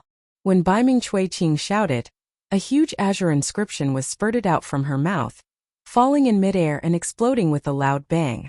Tens of thousands of plum blossoms spiraled and flashed, gushing over from all directions. That indescribable fluctuation transformed into an invisible lotus shape, trapping the Thunderbolt Immortal. As soon as the lotus shape was formed, the Thunderbolt Immortal could not perceive the situation outside the space. He only felt a cluster of misty green halos covering the area around him. He could not use his divine thoughts. The chi of heaven and earth was isolated, and even the void was imprisoned. Not good. The Thunderbolt Immortal was shocked and hurriedly wanted to urge the sound of thunder. However, just as he was about to urge his magic power, he suddenly frowned again. That's not right. The Thunderbolt Immortal narrowed his eyes and looked at the illusory green light around him. He thought to himself, the Baiming family is one of the 4 great families of Confucian cultivators. How can there be the aura of Taoist magic in his green light? Although this aura is very subtle, I was born to report Taoism. How can I not detect it? It's really weird. Just as the Thunderbolt Immortal was puzzled, the fluctuating aura became more and more intense, and a destructive momentum surged in the entire space. Haha. After being surprised, the Thunderbolt Immortal laughed out loud. He raised his hand and made a rare hand seal. He said, although this old man is called the Thunderbolt Immortal and the Thunderbolt technique is naturally this old man's strongest technique, don't you think you're being too delusional if you want to imprison this old man with merely the winter plum forbidden lightning diagram? Immediately, the Thunderbolt Immortal made a gesture and a bean-sized lamp appeared in midair. This lamp was divided into 6 colors, which was exactly the same as Xiaohua's 6-colored spiritual fire. Old man Baiming, you fat toad at the bottom of a well. Today, I'll let you see the power of my Taoist magic. The Thunderbolt Immortal shouted. Break. Following the Thunderbolt Immortal's finger, a thick crystal light fell into the lamp.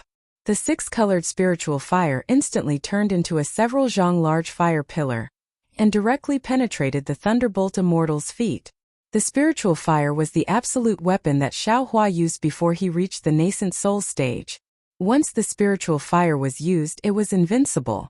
However, because the spiritual fire consumed too much magic power, Xiaohua would never use it unless he had no other choice.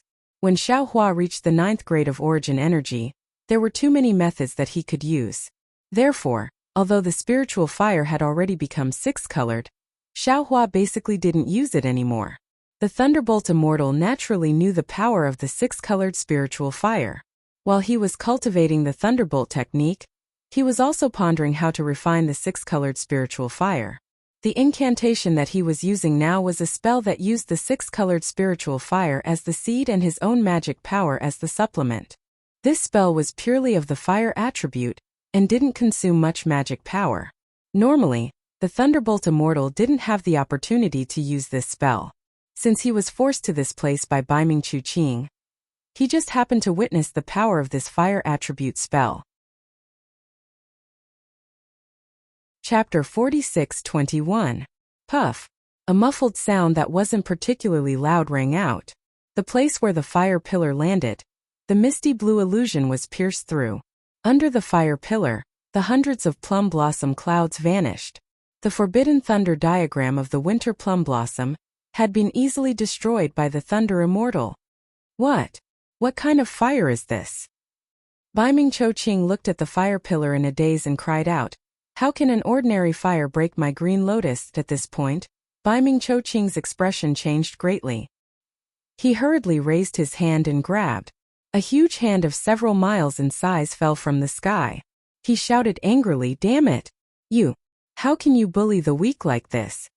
Seeing that the fire pillar had broken through the imprisonment, the Thunderbolt Immortal's figure swayed and immediately landed at the flaw. He reached his hand into the fire pillar. Then, without hesitation, the Thunderbolt Immortal flipped his hands and several fire spears separated from the fire pillar. Ooh! The Thunderbolt Immortal raised his hand again. Several fire spears fell into the void and disappeared in a flash. Almost at the same time, several plum blossoms disappeared where the fire spears landed. Miserable shrieks rang out in the air as several literary saints appeared in the void. Each of them had a fire spear stabbed into their chest. Although the fire spears were not enough to kill the literary saints on the spot, the six-colored spiritual fire ignited their true chi and bodies. Even the surrounding void was about to be ignited. Haha! The Thunderbolt Immortal laughed. "I'll send these eyesores back to their hometown first. Then I'll tell you what elegance is." Huff! At this time Baiming Chu Qing's huge hand fell. Where the true chi fell, the six-colored spiritual fire did not extinguish. Instead, it went against the flow and ignited Baiming Chu Qing's huge hand. Damn it! Baiming Chu Qing was shocked. She cursed and decisively cut her wrist. With a swoosh, she threw the huge hand away. Just as Baiming Chu Qing was about to use another magical power, Dongfang Qionghao's voice came from afar. Baiming Chu Qing glared at the Thunderbolt Immortal fiercely. Her figure turned into a plum blossom shadow and disappeared instantly. "Think!" The Thunderbolt Immortal shouted disdainfully. "She really has no manners." She escaped without even saying goodbye. Then, the Thunderbolt Immortal did not even look at the literary sages who were burned by the spiritual fire and chased after them. In order to avoid Baiming Chu Qing's winterplum forbidden lightning diagram, Dongfang Qionghao's figure flickered and lured Wan Chu to another high altitude. At this moment, Chao Muya's heavenly light split in two, and the sky was once again covered in a faint greenish gray. Layers of earth, fire, wind, and lightning roared in the sky, and the clouds that approached Chao Muya were shattered into pieces. When Chu landed and looked at Dongfang Qianghao, who was on guard in the distance, his eyes flashed with worry. He looked around and sighed. "We Confucians have written many poems. Other than Immortals at the Magpie Bridge, this old man likes Song of Tomorrow the most." Then, when Chu didn't dare to look at Dongfang Qionghao's confusion, he started to recite, "Tomorrow comes after tomorrow, how many tomorrows are there? I am waiting for tomorrow and all things are wasted. If the people of the world are tired by tomorrow, spring will pass and autumn will come, and the old will come." In the morning, he looked at the east flowing water. In the evening, he looked at the west setting sun. How much could tomorrow be in 100 years? Please listen to my Song of Tomorrow. When he finished reciting, Wen Chu continued, looking at Chao Muya, "This old man suddenly feels that time is passing quickly. Day after day, day after day, day after day, day after day. A day is but a blink of an eye. How much time is there in a person's life? Why do we not do meaningful things and only do boring things?" Dongfang Qianghao naturally didn't know that Wen Chu's feelings had just been born, and he was looking at the world with his own ignorant eyes. However, when he saw that Wen Chu didn't make a move, he waved his hand, and the literary sages disappeared and landed in various places. The master of Wenchu Palace is quite refined. Dongfang Chonghao smiled. Although this old man has never seen you before, I know that you are a refined person after seeing you today. You are completely different from that bastard Gao-chen. However, to be honest, I Jianzhong and the others might not be any better than Gao-chen. Perhaps we were like you in our early years, and we used to make tea with clear spring water and red mud to make wine. However, now that we are in your position, we have already treated our previous lives as our ideal. At this point, Dongfang Chonghao sighed. Actually, sometimes this old man also wants to be like you, to throw away these shackles, or to find a desolate mountain to cultivate in peace, or to find Gao-chen to become the master of some palace and live a leisurely life. However, if this old man takes half a step back, others will take a step forward. My Dongfang family's thousands of years of foundation may become someone else's. This old man has taken over this heavy responsibility from my ancestors, and I can't slack off. My fate has already been decided when I took over the position of master. To be honest, this old man doesn't think that the four great families will win today's battle. Wenchu retracted his gaze and looked at the disciples who were fighting beneath his feet. He said, "You don't know enlightened Master Zhao's background at all. Don't you think that it's not worth it to make both sides suffer for the five qis unification art? There are some things that must be done. Even if the price is high, this old man will still do it." Dongfang Chonghao replied. However, there are some things that cannot be done. Even if there is no price, this old man will not do them. The five qis unification art is extremely important to our four clans. We must obtain it at all costs. Wenchu sneered. If this old man told you that you didn't need to do so much, you wouldn't need to set up such a trap. This old man already told you when I gave the five qis unification art to immortal Emperor Gao-chen. I'm returning it to the Confucian cultivators, not the immortal palaces. It won't be long before the five qis unification art is made public on hidden immortal continent. Dongfang Chonghao was stunned and did not say anything for a long time. He stared at Wenchu as if he was thinking about the validity of Wenchu's words. However, Dongfang Chonghao spoke again. I believe your words. However, I don't believe the Gao-chen.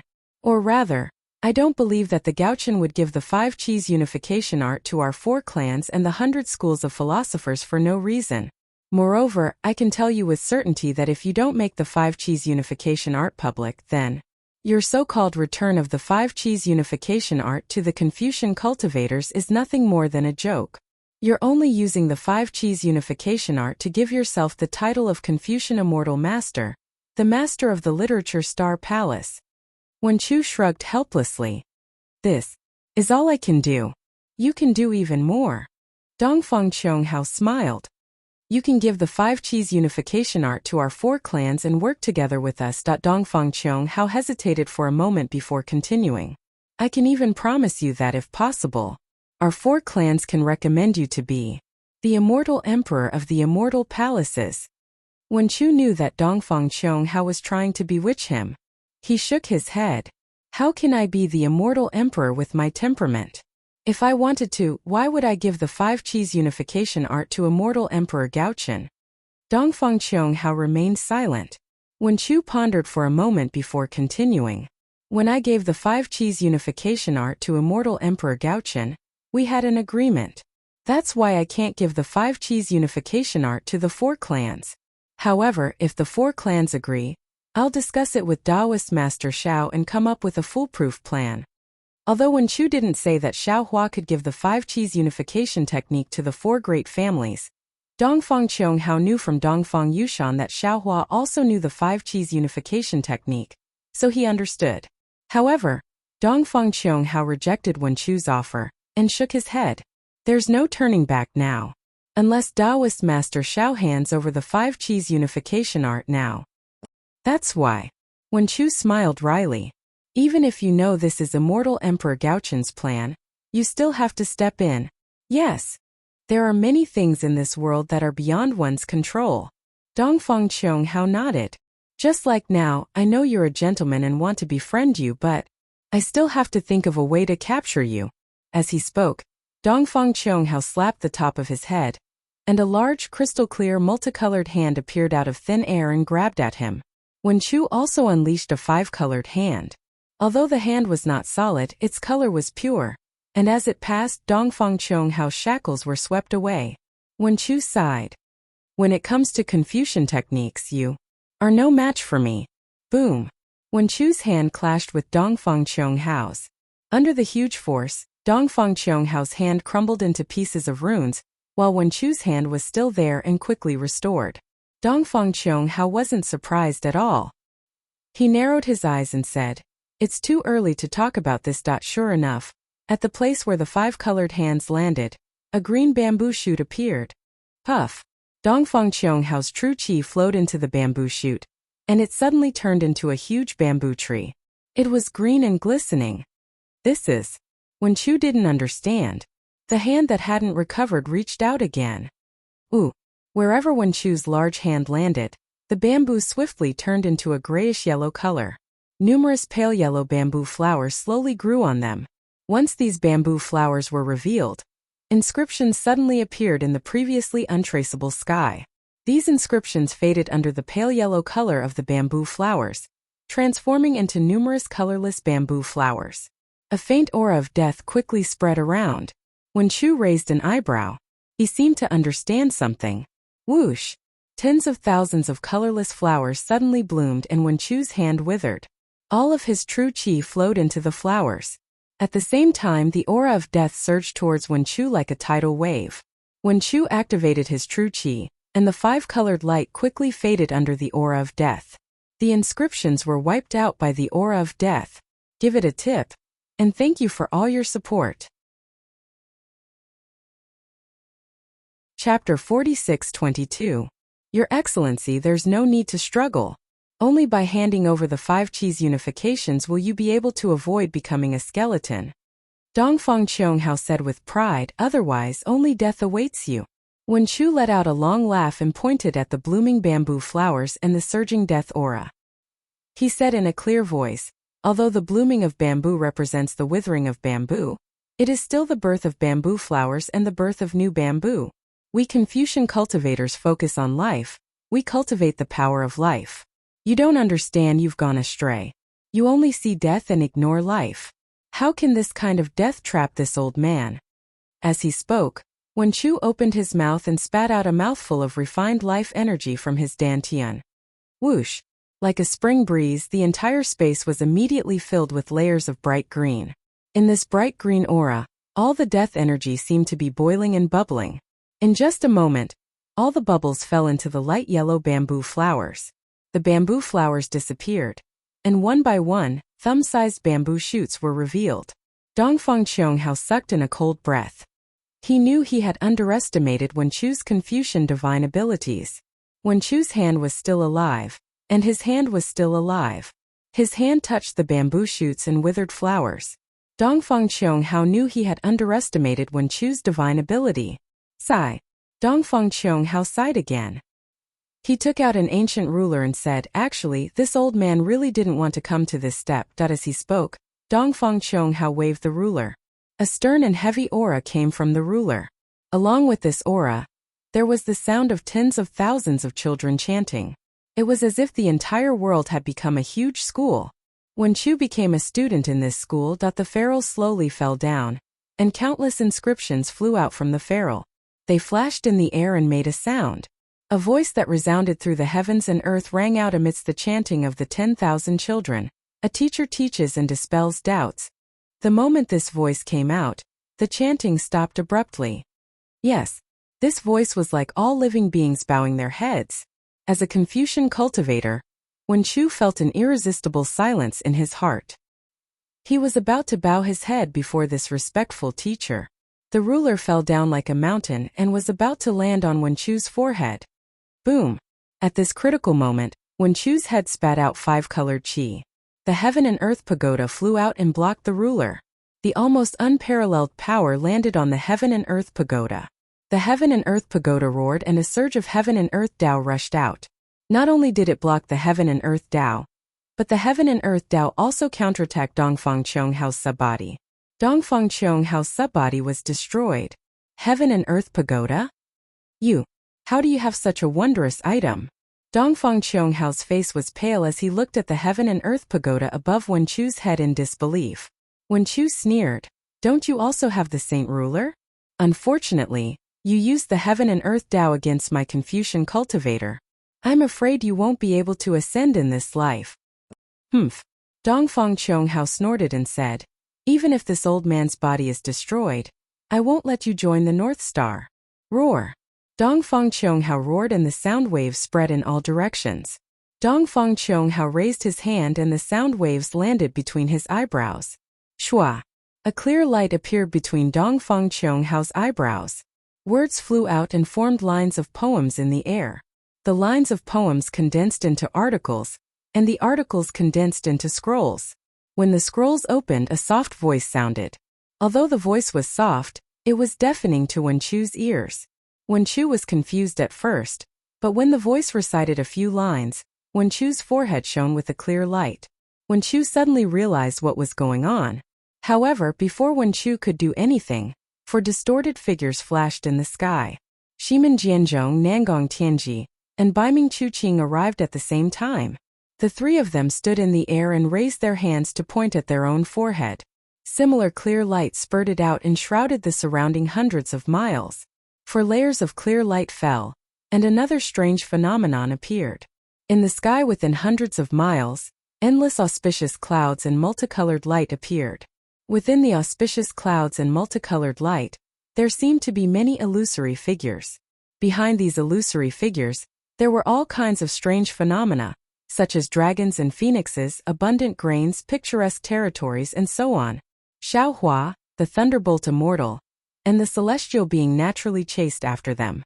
However, this clear light was so mysterious that not only did it block the figures of Xiaohua and the others, even their divine senses couldn't penetrate it. Damn it! Xiaohua narrowed his eyes and cursed in a low voice. He raised his hand and patted the top of his head. A 5-colored big hand was about to grab him. Boom! Just at this time a huge vibration occurred in the sky. Like a huge wave, a fluctuation emerged from the clear light. Xiaohua's 5-colored big hand was instantly shaken into powder. When the light became clear again, the hidden clouds had already disappeared, revealing the situation inside. At this time, inside the clear light, 4 voices recited the scrolls at the same time. The voices were different and the accents were different. However, where the voices fell, the scrolls began to gather, vibrate, and transform. The mountain of books and the sea of literature swayed, and 4 similar but actually different Wen Chu stars were born from the scrolls. These stars looked somewhat blurry and even somewhat broken, but the Wen Chu aura inside the stars was very strong. Disciple respectfully invites the sage. The 4 family heads bowed at the same time.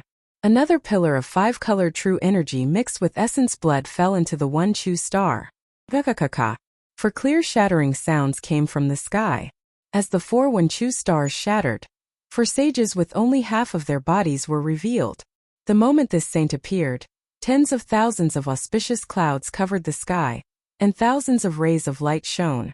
The sound of the 100 heavy suns rang out, and 10 thunderbolts descended. In this saint's hand, there was another beautiful ink brush. Seeing this, Xiaohua, who was about to use his divine ability again, smiled. He crossed his arms and coldly stood there, quietly watching. When the 4 sages appeared, Dongfang Qionghao looked at Shimin Jianzhong. The 2 of them exchanged glances and their bodies moved. As the 2 of them moved, the 2 sages above their heads merged and formed a complete sage. Xiaohua, who was originally hugging the scrolls to watch the show, suddenly trembled and cried out, "Lao! Lao Tzu?" Because in the ancient books of Confucianism, it was very clear that Lao Tzu had taught Confucius and could be said to be Confucius' teacher. However, Lao Tzu's disciples and inheritance were not found in the 100 schools of thought. Even when Wen Chu became a Wen Chu star, Lao Tzu's figure was not found in the sages. Wen Chu Lao Tzu could be said to be a sage who had disappeared. No one knew where Lao Tzu had gone.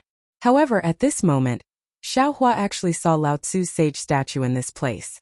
Xiaohua really did not expect that the so-called 4 great families were actually Lao Tzu's descendants and inheritance. Xiaohua was surprised. The 2 sages above Nangong Tianji and Baiming Chuqing's heads were also working together. As Xiao Hua expected, it was another Lao Tzu's sage statue. These two Lao Tzu's sage statues looked exactly the same, but their auras were different. Even the holy sounds coming from their mouths and the holy brushes in their hands were different. Alas! Seeing the two Lao Tzu's sage statues, Wen Chu sighed and said, "Sins committed by the heavens can be forgiven, but sins committed by oneself are the hardest to bear." Then Wen Chu pointed at the spot between his eyebrows. Swoosh! The same strange phenomenon appeared, but the Wen Chu star that rushed out of Wen Chu's eyebrows was unusually clear, and even the fine lines on it were clear. Wen Chu bowed and said, "Disciple invites the sages to show themselves." Then, without Wen Chu activating his blood essence, the sages who had experienced the sages Wen Chu's sage statues in the ruins appeared again. These sages' sage statues were different. Some of them were human cultivators standing proudly with tall hats and broad belts, and some of them were human warriors standing alone in the wind with golden helmets and silver armors. In their hands, some of them were writing down historical records that had never been recorded, and some of them were writing down memories that had never been recorded in their weapons. No way, right? Dongfang Qiong Hao Shimin Jianzhong Nangong Tian, and Baiming Chuqing looked at each other in dismay. Their eyes were wide open and they cried out in shock. Their mouths were opened so wide that several goose eggs could be stuffed in. At this moment the two Lao Tzu's sage statues moved. Two ink brushes pointed at the sages, and they shouted in the air, "The Tao that can be said, is not the Tao that under the ink brushes." The sages shouted in unison, "The name that can be named, is not the name of the Hangu Pass." As the sages chanted, the sages' brushes also pointed out. Where the inexplicable waves and light and shadow collided, the two Lao Tzu's sage statues turned into fragments. The clear light that enveloped 1,000 miles of space wrapped these fragments and returned to the spots between the eyebrows of the four clan masters. When the clear light revealed their figures, the four clan masters staggered and almost fell from the sky. They looked at Wen Chu in extreme horror, and their lips trembled. They didn't know what to say. This was because they knew very well that with the prosperity of the human race, education was hard to come by. On the hidden immortal continent there were many sage scholars but very few sage scholars. This was because it was too difficult for the sages to choose Wen Chu. Even the powerful immortal palace and the four clan masters could only activate one sage, or even half a sage, to point out the outline of Wen Chu. Although they could step into the realm of sage scholars, the so-called sage scholars were no longer true sage scholars.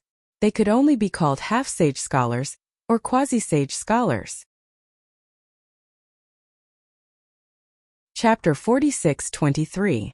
The clan masters of the four clans were not lacking in their calculations. They activated the holy statues and prepared to use two of the holy statues to kill Wen Chu's holy statue. From what they knew, Wen Chu was most likely a half-saint literary star like them. At best, he could be a complete literary star. They had two holy statues, so they had an absolute advantage. So much so that they even indulged in the wildest fantasy that even if Wen and Chu were double Saint Wen stars, their lousy holy statues were absolutely stronger than Wen and Chu's Saint Wen star. However, they never thought that Wen Chu was actually a double saint literary star. He could even be called a 10,000 saint literary star. How could their holy statues be a match for him? They had lifted a rock and smashed it on their own feet. "Haha, give me your life." Seeing this, the celestial laughed and waved his bone spear, about to rush over. Rumble. At this moment something strange happened again. Dark clouds appeared where the earth, fire, wind, and thunder had been. Wave after wave of darkness covered the entire sky. Within the darkness, thousands of specks of starlight came crashing down with the power of the stars and moon. Within a few thousand miles the space was sealed. Essence energy below the 8th level was like a heavy burden. Not to mention flying, even standing in the air was difficult. Immortal Palace Star River. Immortal Palace Star River. Dongfang Qiong Hao's face was ferocious. He pointed at the sky and shouted crazily, "Master Xiao Lei, Master of Literature Palace, take a good look. This is Gao Chen's scheme, and also his dark methods. He will only hide behind the scenes and wait for us to fight to the death. Then, he will come and reap the benefits." After that, Dongfang Qiong Hao and the other three took out their garrison orders, garrison flags, troop gathering drums, and troop collecting gongs. It seemed like they were going to collect the disciples of the four great families in the abyss. Damn it! Xiaohua scanned with his divine sense and immediately knew that the immortal palace Star River not only had the Star River sand refined by the great craftsmen of the immortal palace Star River, but there was also the connate heavy water. Although this momentum was not as strong as the heavenly demon's destruction of the world in the ruins, the momentum was much stronger. Xiaohua didn't dare to delay. He raised his hand and handed the Kunlun mirror to the Celestial. He said, "Please." "All right." The Celestial looked at the river of stars that filled the sky and poured down. With a loud roar, he took the Kunlun mirror and was about to fly down. Woo-woo. In this world below everyone four figures appeared. Dongfangqiong Hao Shimen Jianzhong, Nangong Tianji, and Baiming Chuqing's figures distorted and crashed into the void. In the blink of an eye they disappeared. Damn it! The patriarchs of the four great clans actually fled at the last minute and abandoned their disciples? The Celestials stared blankly at the abyss. Most of the hundreds of thousands of disciples from the four great clans were injured, and none of them had been taken into the hidden weapon flag or any other imperial equipment. The Celestial didn't know what to do and shouted, "Fellow Taoist, what should we do now?" At this moment, the heavenly heavy water had already covered the sky and covered the earth. The stellar river sand carried the power of the stars as it poured down in a destructive manner. The void shattered, lightning flashed, and thunder rumbled. Chao Muya was once again in a state of apocalypse. "Withdraw!" Xiaohua shouted without any hesitation, first accept Fortune Gate disciples, then the four families' disciples. Yes. Hearing this, the Celestial controlled the Kunlun mirror and rushed into the abyss. Xiaohua soared into the sky and shouted again, "Fellow Taoist Wenchu, quickly summon the mountain river seal or the heaven and earth pagoda and help the Celestial to accept disciples. I will absorb the heavenly heavy water." Unfortunately, Wenchu turned a deaf ear to Xiaohua's words and only stared at the heavenly palace galaxy with a complicated expression. Damn it! Xiaohua cursed inwardly. Why do things always go wrong at the crucial moment? "Fellow Taoist Celestial!" Xiaohua hurriedly shouted. "Quickly release fellow Taoist Fengwu." "All right." The Celestial naturally knew that Xiaohua was trying to hide something, so he responded and casually activated the Kunlun mirror. Boom! Within the pillar of light, the phoenix parasol spread its wings and flew out. The power of the stars and moon surged out and swept towards the galaxy. At the same time, the star runes around the phoenix parasol's body appeared again. The void was torn apart and countless pillars of light descended. A huge phantom of a phoenix that was 1,000 miles long condensed on the phoenix parasol's body. As it spread its wings, the power of the stars and moon that was even more powerful than the falling galaxy rushed into the sky again. "Starry sky, great sage?" All of a sudden, a clear and melodious voice rang out in the midst of the starry night. A woman dressed in palace attire flashed past the pitch-black darkness. "Fellow Taoist lightning." Xiaohua's eyes narrowed. He swept his gaze across the galaxy and ordered, "Go and see who is causing trouble here." "Haha, don't worry." The lightning sage turned into lightning and rushed into the sky, shouting, "I love to destroy flowers."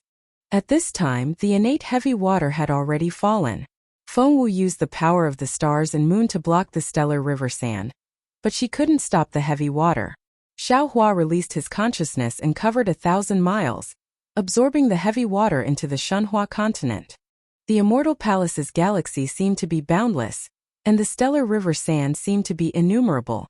Xiaohua and Fengwu didn't dare to be careless and tried their best to collect the heavy water. The Celestial was below them, controlling the Kunlun mirror to collect the Fortune Gate's disciples who had already formed a team. The hundreds of thousands of disciples couldn't fly freely under the immortal palace's galaxy. Seeing the falling galaxy, they had no way to survive. Therefore, when they heard that Xiaohua was willing to save them, they hurriedly formed a team and waited for the Celestial to collect them. Zee-la-la. Rumble. Strange noises continued to ring out in the sky above Dawn and Dusk Cliff. Space was instantly corroded by the river of stars, and then shattered by the river sand. Fortunately, the heavy water was collected by Xiaohua, and the river sand was blocked by Fengwu. The ground wasn't destroyed anymore.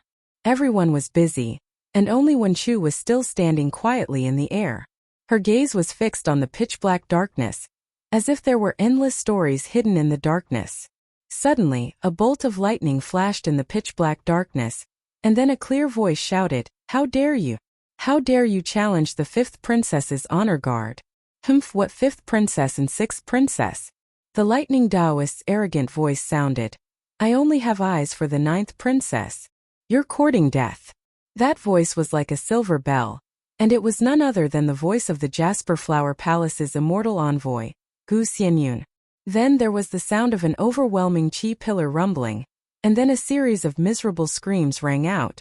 A rain of blood mixed with corpses fell from the pitch-black darkness. Hearing that it was the fifth princess, Qingqing in the pitch-black darkness, Xiaohua sneered and said in his heart, "Injure the fifth princess and avenge XNXN. Rumble." Just as Xiaohua finished speaking, he saw the lightning above the immortal palace's galaxy, and miserable screams rang out again. Needless to say, it was the lightning Taoist's annihilation. "How dare you injure an immortal emperor's descendant? Immortal Xiao, you violated the immortal law."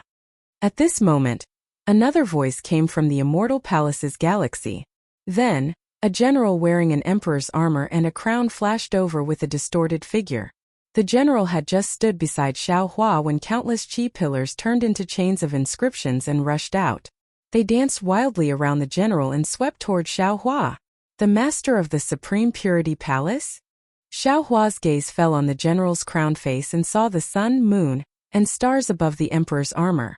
How could he not know that this was one of the masters of the Three Purity Palace, the master of the Supreme Purity Palace that he had never seen before? Unfortunately, the master of the Supreme Purity Palace did not give Xiaohua a chance to speak, nor did he allow Xiaohua to resist. He stood still, raised his hand, and pulled out a sword from his waist.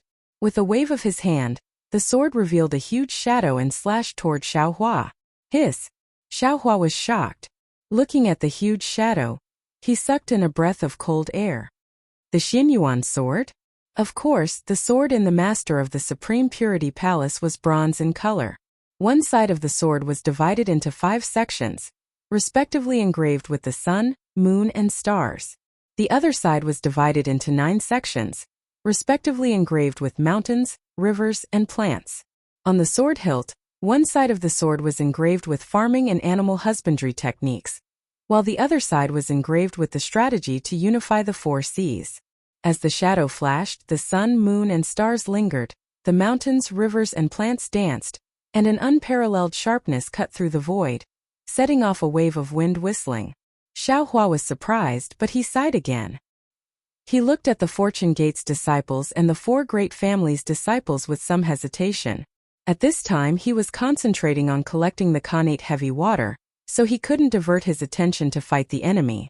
He couldn't even ask Taoist which to come out of the space, because as soon as he withdrew his attention, the Khanate heavy water, which could destroy everything in the abyss below the dawn and dusk cliff, would definitely fall. At that time, not to mention the 4 great families' disciples, many of the Fortune Gate's disciples would die. Moreover, if the Khanate heavy water fell into the abyss, Xiaohua couldn't guarantee that the heaven punishment prison crystal that imprisoned Xian would be intact. Xian could also be injured. "Fight!" Xiaohua gritted his teeth, not daring to withdraw his attention. He anxiously shouted in his heart, "Celestial, quickly call Taoist Witch out." "So it's you." At this time Wen Chu, who had been standing still, suddenly spoke. He stared straight at the master of the Supreme Purity Palace and said word by word, "If you were so resolute and daring tens of thousands of years ago, how would you have let her die?" While speaking, Wen Chu suddenly opened his mouth. Whoa! 9 sword intents flew out. The moment the sword intents touched the ground, they turned into 9 flying swords. They whimpered as they flew towards the Xianyuan sword's shadow in the shape of 9 stars. Wherever the sword light passed, cold light flashed like falling tears. The sound of swords rang out, and the whimpering sound was like mournful sobs. What was extremely strange was that when the 9 stars reached the Xianyuan sword's shadow, they turned into a flexible sword. As this flexible sword danced, it gave birth to a peerless sword splendor. The figure of a fairy flickered within the sword's splendor, and a kind of sword intent that was as rich as the grace of a beauty, and as chaotic as the sorrow of a beauty turned into flowing water and crashed into the shadow without hesitation. Chapter 46-24. Pear Blossom. Pear Blossom. Pear Blossom. All of a sudden, the master of Shangqing Palace shouted. His body, which was brimming with true qi, trembled violently. The shadow of the Xianyuan sword, which was chopping down with all his strength, unexpectedly stopped in midair. The shadow of the Xianyuan sword only stopped for a moment, but the sun, moon, stars, mountains, rivers, and vegetation all turned into fragments. The Xianyuan sword in the master of Shangqing Palace's hand flashed with the bronze sword light. This sword light was the result of him forcibly withdrawing his true qi. The sword light was like water, falling back into the body of the master of Shangqing Palace. Boom! A loud sound burst from the surface of the master of Shangqing Palace's body. The crown of the master of Shangqing Palace's crown flew away, revealing the true appearance of the master of Shangqing Palace. Li Xiaobai? Xiaohua looked at the appearance of the master of Shangqing Palace and was stunned on the spot. Wasn't this the appearance of Li Xiaobai's corpse that Xiaohua saw in the sword cave in the Emojiao Black Forest? Damn it, what the hell is going on? Xiaohua groaned, his mind confused.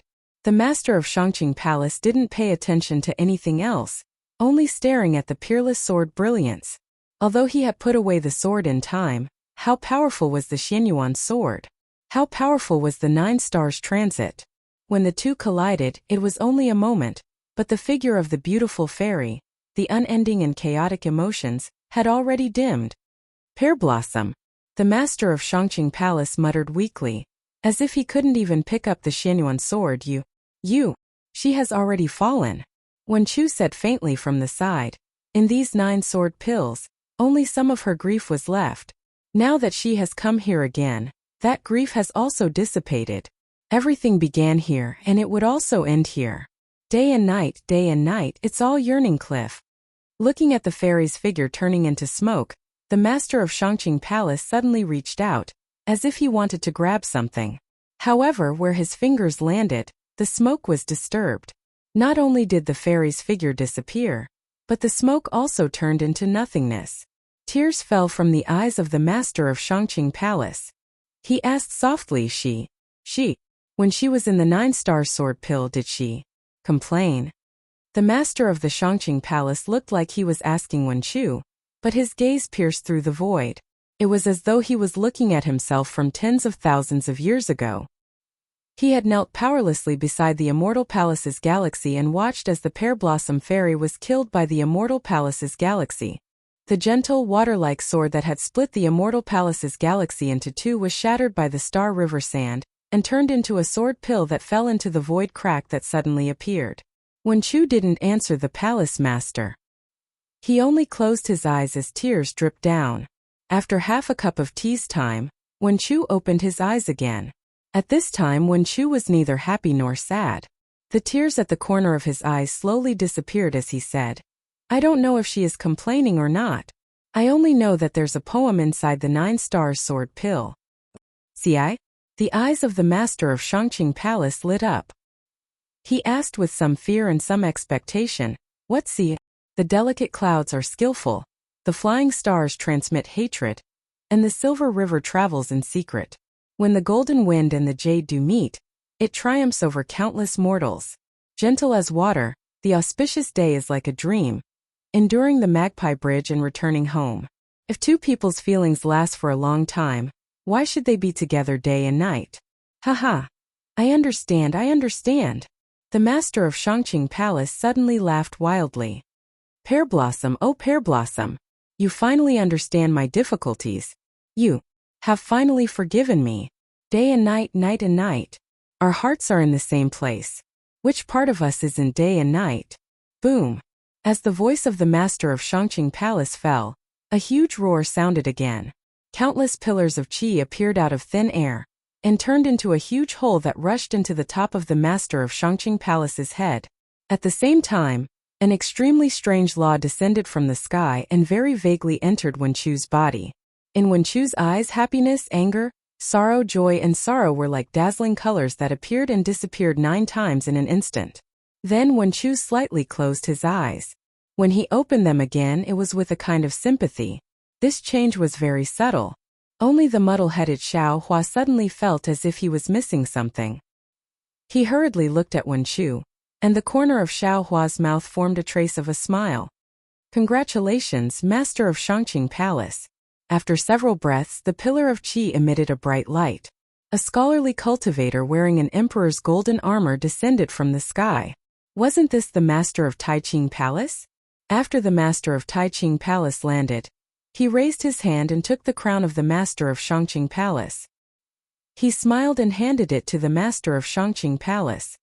Congratulations, Master of Shangqing Palace. The knot in your heart is gone, and the day of your ascension is just around the corner. Congratulations to you. Congratulations to you. The Master of Shangqing Palace took the crown but didn't put it on. Instead, he looked at the Master of Literature Palace and said, I still have to thank you for this matter. Not bad. The Master of Taiqing Palace nodded and patted his head. The brilliance of the crown also disappeared, revealing his true appearance. Immortal Bright Sword? Although Xiao Hua had already expected this, when he saw that the Master of Taiqing Palace really was Immortal Bright Sword, Xiao Hua couldn't help but groan. Li Xiubai and Immortal Bright Sword could be regarded as Xiao Hua's master. Xiao Hua not only obtained the inheritance of sword cultivation from Li Xiubai and Immortal Bright Sword in Mo Zhao Black Forest, but also obtained the Sword Heart Energy Seed technique and the Primordial Spirit Strengthening technique. At the same time, it was also because of the Sword Heart Energy Seed art and the Primordial Spirit Strengthening art that Xiao Hua had the original intention of dividing his primordial spirit. Later on, Xiao Hua obtained the Ghost Cultivator's Inextricable Threads art by chance. Only then did he truly try to divide his primordial spirit and create a complete primordial spirit. Later on, Xiao Hua had a great fortune and obtained the Demon Race's External Incarnation art. He even obtained the Heavenly Devil Essence from the Upper Realm's ruins and cultivated into a true primordial spirit, allowing each primordial spirit to become a real person. But in the end, Li Xiubai and Immortal Bright Sword Sword Heart Energy Seed technique and Primordial Spirit Strengthening technique were the most fundamental origins of the Fortune Gate's 10 Masters. Looking at the familiar faces of the Masters of Taiqing Palace and Shangqing Palace, Xiao Hua's doubts in the past finally settled. In the past, when Xiao Hua obtained these two seemingly heaven-defying techniques, he was really puzzled. After all, these techniques couldn't be comprehended unless one was an almighty expert.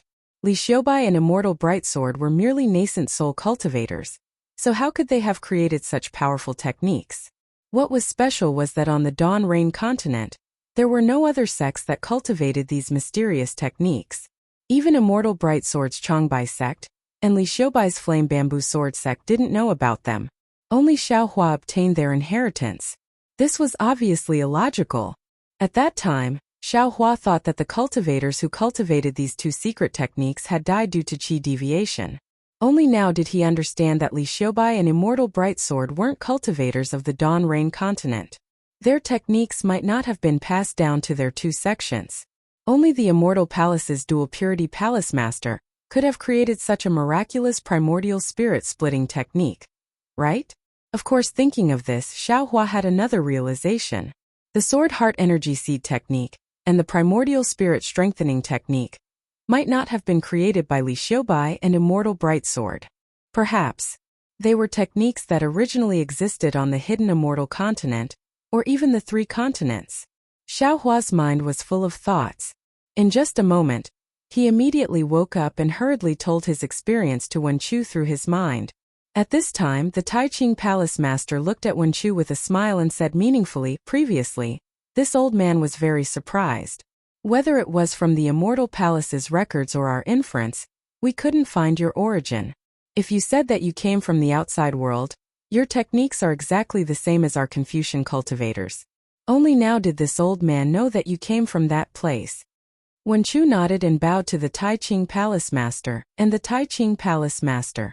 This disciple was lucky enough to obtain the legacy of the 2 seniors in the Mo Zhao Black Forest. All these years I have always been grateful for the 2 seniors' gifts. Today, seeing you, please accept this disciple's master's salute. At this time, Wen Chu's strength had already surpassed the Taiqing Palace Master and the Taiqing Palace Master. The Taiqing Palace Master's previous words were just to get closer to them. They didn't expect Wen Chu to actually salute them as master and disciple. This was a salute from the Wen Chu Palace Master. It was also a salute from a Confucian cultivator. The two were already frightened and wanted to quickly raise their hands to support Wen Chu. Unfortunately, under Wen Chu's insistence, how could the Taiqing Palace Master resist? The two were surprised but also somewhat helpless and happy. They were surprised because Wen Chu's strength was really powerful. They immediately felt that Wen Chu's true qi was like an ocean, surging and endless. The two were helpless because with this salute, Wen Chu's previous master and disciple relationship had actually ended.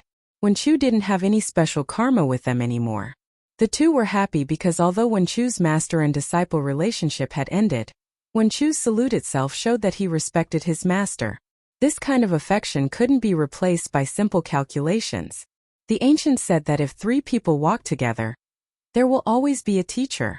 The Taiqing Palace Master smiled and said, "The Wen Chu Palace Master is too rigid. Before we might have been your master. Now the one who has achieved is the master. You are the master of us Confucian cultivators. We also want to salute you." With that, the two also pretended to salute. Wen Chu smiled and said, "You salute me, I salute you. When will it end?" Taiqing Palace Master. There are two other immortal friends who are resisting the Celestial Palace's Milky Way. The Taiqing Palace Master didn't answer. Instead, he looked at the Taiqing Palace Master and asked with a smile, "What do you think?" "Haha, I have a knot in my heart. Setting up this Milky Way formation can be considered as fulfilling my promise to the Celestial Palace. As for whether the Milky Way formation can kill people, it's not something I can control." The Taiqing Palace Master laughed and said, "Of course, I can't accept the Milky Way formation. I'm afraid I'll have to trouble the Wen Chu Palace Master to do it personally." Chapter 46-25. Good. Please wait here for a moment. Wen Chu nodded and replied. His figure turned into a shadow and rushed into the sky. At this time, the pitch-black area was filled with torrential innate heavy water and refined stars like river sand. Xiaohua stood steadily in midair. The entire galaxy seemed to be returning to its origin as it fell into his hands. And in Xiaohua's hand, he had taken out a jade bottle at an unknown time as a cover. He looked very relaxed. Fengwu was in another place. Her several thousand zhang long demonic body moved, roaring with the power of countless stars and moons to block the falling stars. Those blocked stars were also mercilessly absorbed by Xiaohua into the space. Without the master of the Supreme Pure Palace, the galaxy formation couldn't stop Wen Chu. Wen Chu nodded at Xiaohua and Fengwu. He rushed through the galaxy formation and saw above the torrential galaxy was the location of the earth, fire, wind, and lightning. Tens of thousands of immortal soldiers and immortal generals formed a great formation and hid within the earth, fire, wind, and lightning. In this immortal formation, there was a very eye-catching canopy. At this time, the Thunder Immortal condensed a lightning spear. Like a tiger in a flock of sheep, he was invincible and had already arrived under the canopy. In front of the canopy, there were dozens of literary saints desperately trying to resist. Each of them used their Confucian cultivation techniques. Awe-inspiring qi surged and 5 colored clouds gushed out, wanting to protect the canopy. However, how could these literary saints resist the lightning spear of the Thunder Immortal? Under the lightning spear, the awe-inspiring qi was destroyed and the 5 colored clouds were torn apart. The literary saints who were like immortals in the eyes of ordinary people were also killed by the lightning spear of the Thunder Immortal. Seeing several literary saints and hundreds of immortal soldiers and immortal generals being killed, the dozens of literary saints were already afraid and didn't dare to move forward. The Thunderbolt Immortal swayed his thunder spear again, and several phantoms appeared, about to point at the 4 literary sages. The 4 literary sages' faces turned ashen, and they tried their best to urge their imperial equipment to resist. A delicate voice came from the imperial canopy, "Stop." As the voice faded away, the 5-colored light above the canopy slowly converged. The inscription chains that looked like dragons slithering around the light turned into armor and fell into the canopy. A woman in a palace dress appeared from the light. Her skin was snow-white, her eyebrows were thin like willows, and her eyes were slightly narrowed. Wasn't this the immortal emperor's fifth princess, Qing? The thunderbolt immortal rolled his eyes and said coldly, "Do you think I'll stop just because you tell me to? Do you think you are Princess Xian? As he spoke, the lightning spear of the Taoist thunderbolt continued onward, piercing through the defensive true energy of the four sword saints. At the same time, the lightning spear pierced deeply into their fleshly bodies. 2 of them were hit in the shoulder, and the other 2 landed on the waist. As the 4 of them screamed, their bodies fell into the galaxy. After the 4 literary sages, there were 2 beautiful female officials. One was Gu Xianyun and the other was Yu Xiaojing. Yu Xiaojing's face was pale as if she had never seen such a situation before. Although Gu Xianyun panicked, there was still a trace of luck on her face. Seeing the thunderbolt immortal approaching, Gu Xianyun glanced at Princess Qing and hurriedly flew in front of her, scolding, "Thunderbolt immortal, didn't you hear? Our 5th princess has asked you to stop. If you take half a step more." Gu Xianyun was also confused. In order to show her courage in front of Princess Qing, she actually blocked the Thunderbolt Immortal's path. How could the Thunderbolt Immortal show mercy to a woman? Without waiting for Gu Xianyun to finish speaking, he raised his hand and waved it. Boom! A thunderbolt appeared near Gu Xianyun and killed her in an instant. Gu Xianyun didn't even have the time to scream before she died immediately. It was a pity that Gu Xianyun used a Taoist nascent soul as a medicinal ingredient and casually killed her. Now, in the Karma reincarnation, she met the Thunderbolt Immortal who was born to report the Tao. At this moment, the Thunderbolt Immortal didn't have much human emotion. Facing Gu Xianyun, he killed her casually and ended a karma. Damn it! All of you back off. Princess Qing's eyes were filled with anger, and her sharp chin made her look even more beautiful. Red Lips opened her mouth and said, "Thunderbolt Immortal, you're a Taoist cultivator. Now that you've cultivated to the highest realm, you should know that the Confucian cultivators on the hidden immortal continent are the supreme beings, and our immortal palace is even more outstanding. All the more reason you should know your destiny and cooperate with our immortal palace to walk the last part of your path well. Today you can kill all the immortal generals and literary sages of our immortal palace, but what can you get? In the future, you will face the endless pursuit of the immortal palace. Your cultivation will be interfered with. Even if you take the last step and prepare to ascend, the immortal palace will never let you ascend smoothly. Think about the primordial chaos ancestor. He was much more arrogant than all of you back then, but what happened to him now?" The Thunderbolt Immortal ignored Princess Qing's words and raised his hands. Gotcha! 2 huge thunderbolts appeared and struck the canopy. Boom! The canopy couldn't withstand the heavy blow and collapsed. The layers of runes whimpered and dissipated in the lightning. This princess is a descendant of the immortal emperor. You violated the immortal law by daring to offend your superior. Princess Qing was a bit scared, but she still held on. However, her tone was already very weak. Princess Qing naturally had her own plans. She only spoke without circulating any true qi, nor did she use any imperial artifacts to defend herself. She believed that as a grand ascension stage cultivator of the Tao sect, the Thunderclap Taoist was also a man, so he most likely wouldn't bully a weak and beautiful woman like her. The Thunderclap Taoist had most likely forced his way in to coerce her. Unfortunately, Princess Qing didn't know that Thunderbolt Immortal wasn't much of a person, let alone a man. Thunderbolt Immortal rushed forward and saw the canopy dissipating, revealing Princess Qing's figure. Thunderbolt Immortal's arm immediately turned into lightning as he punched at Princess Qing. Boom! Princess Qing's heart tightened and her beautiful face paled when she saw the runes on the armor crumble under the fist light. Before the fist hit Princess Qing's body, the Thunderbolt Immortal suddenly remembered that Xiaohua only wanted him to injure Princess Qing, not kill her. Therefore, he spread out his hand and solidly slapped Princess Qing's proud protrusion. Princess Qing's expression greatly changed. TFFF. She spat out a mouthful of blood and her pale face was filled with extreme shame and anger. You. Princess Qing didn't know what she wanted to say. The place that no man had ever touched was snatched away by a 9th-level elemental energy expert. A feeling that she had never felt before was easily born in this sharp and domineering woman's heart. However, Princess Qing didn't have time to deal with this strange feeling. She hurriedly circulated her true qi to heal her injuries while preparing to escape. Fortunately, the Thunderbolt Immortal didn't attack again.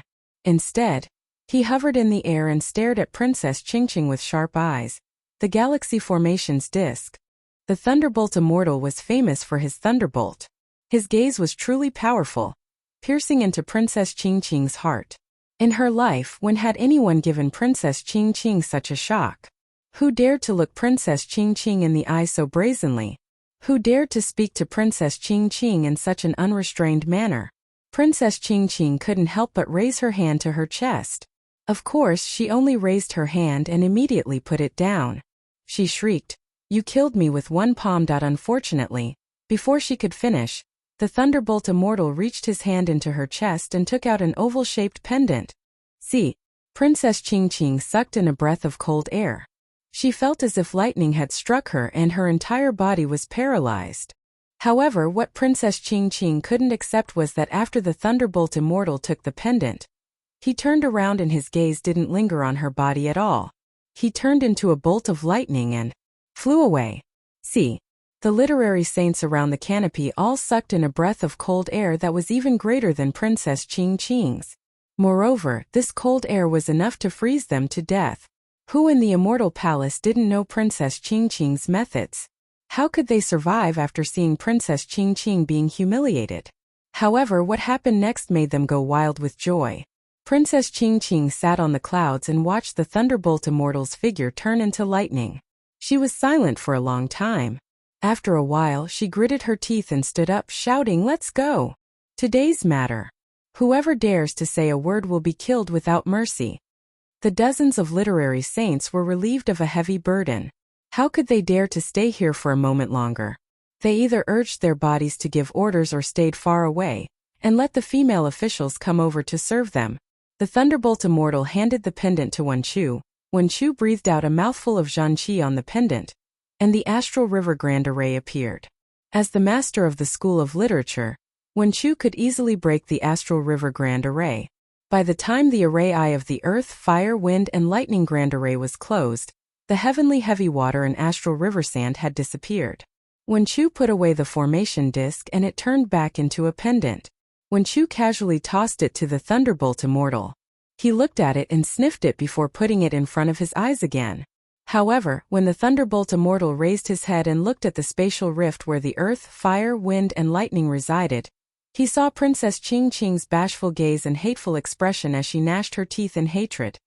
You still want what's in I's hands back?"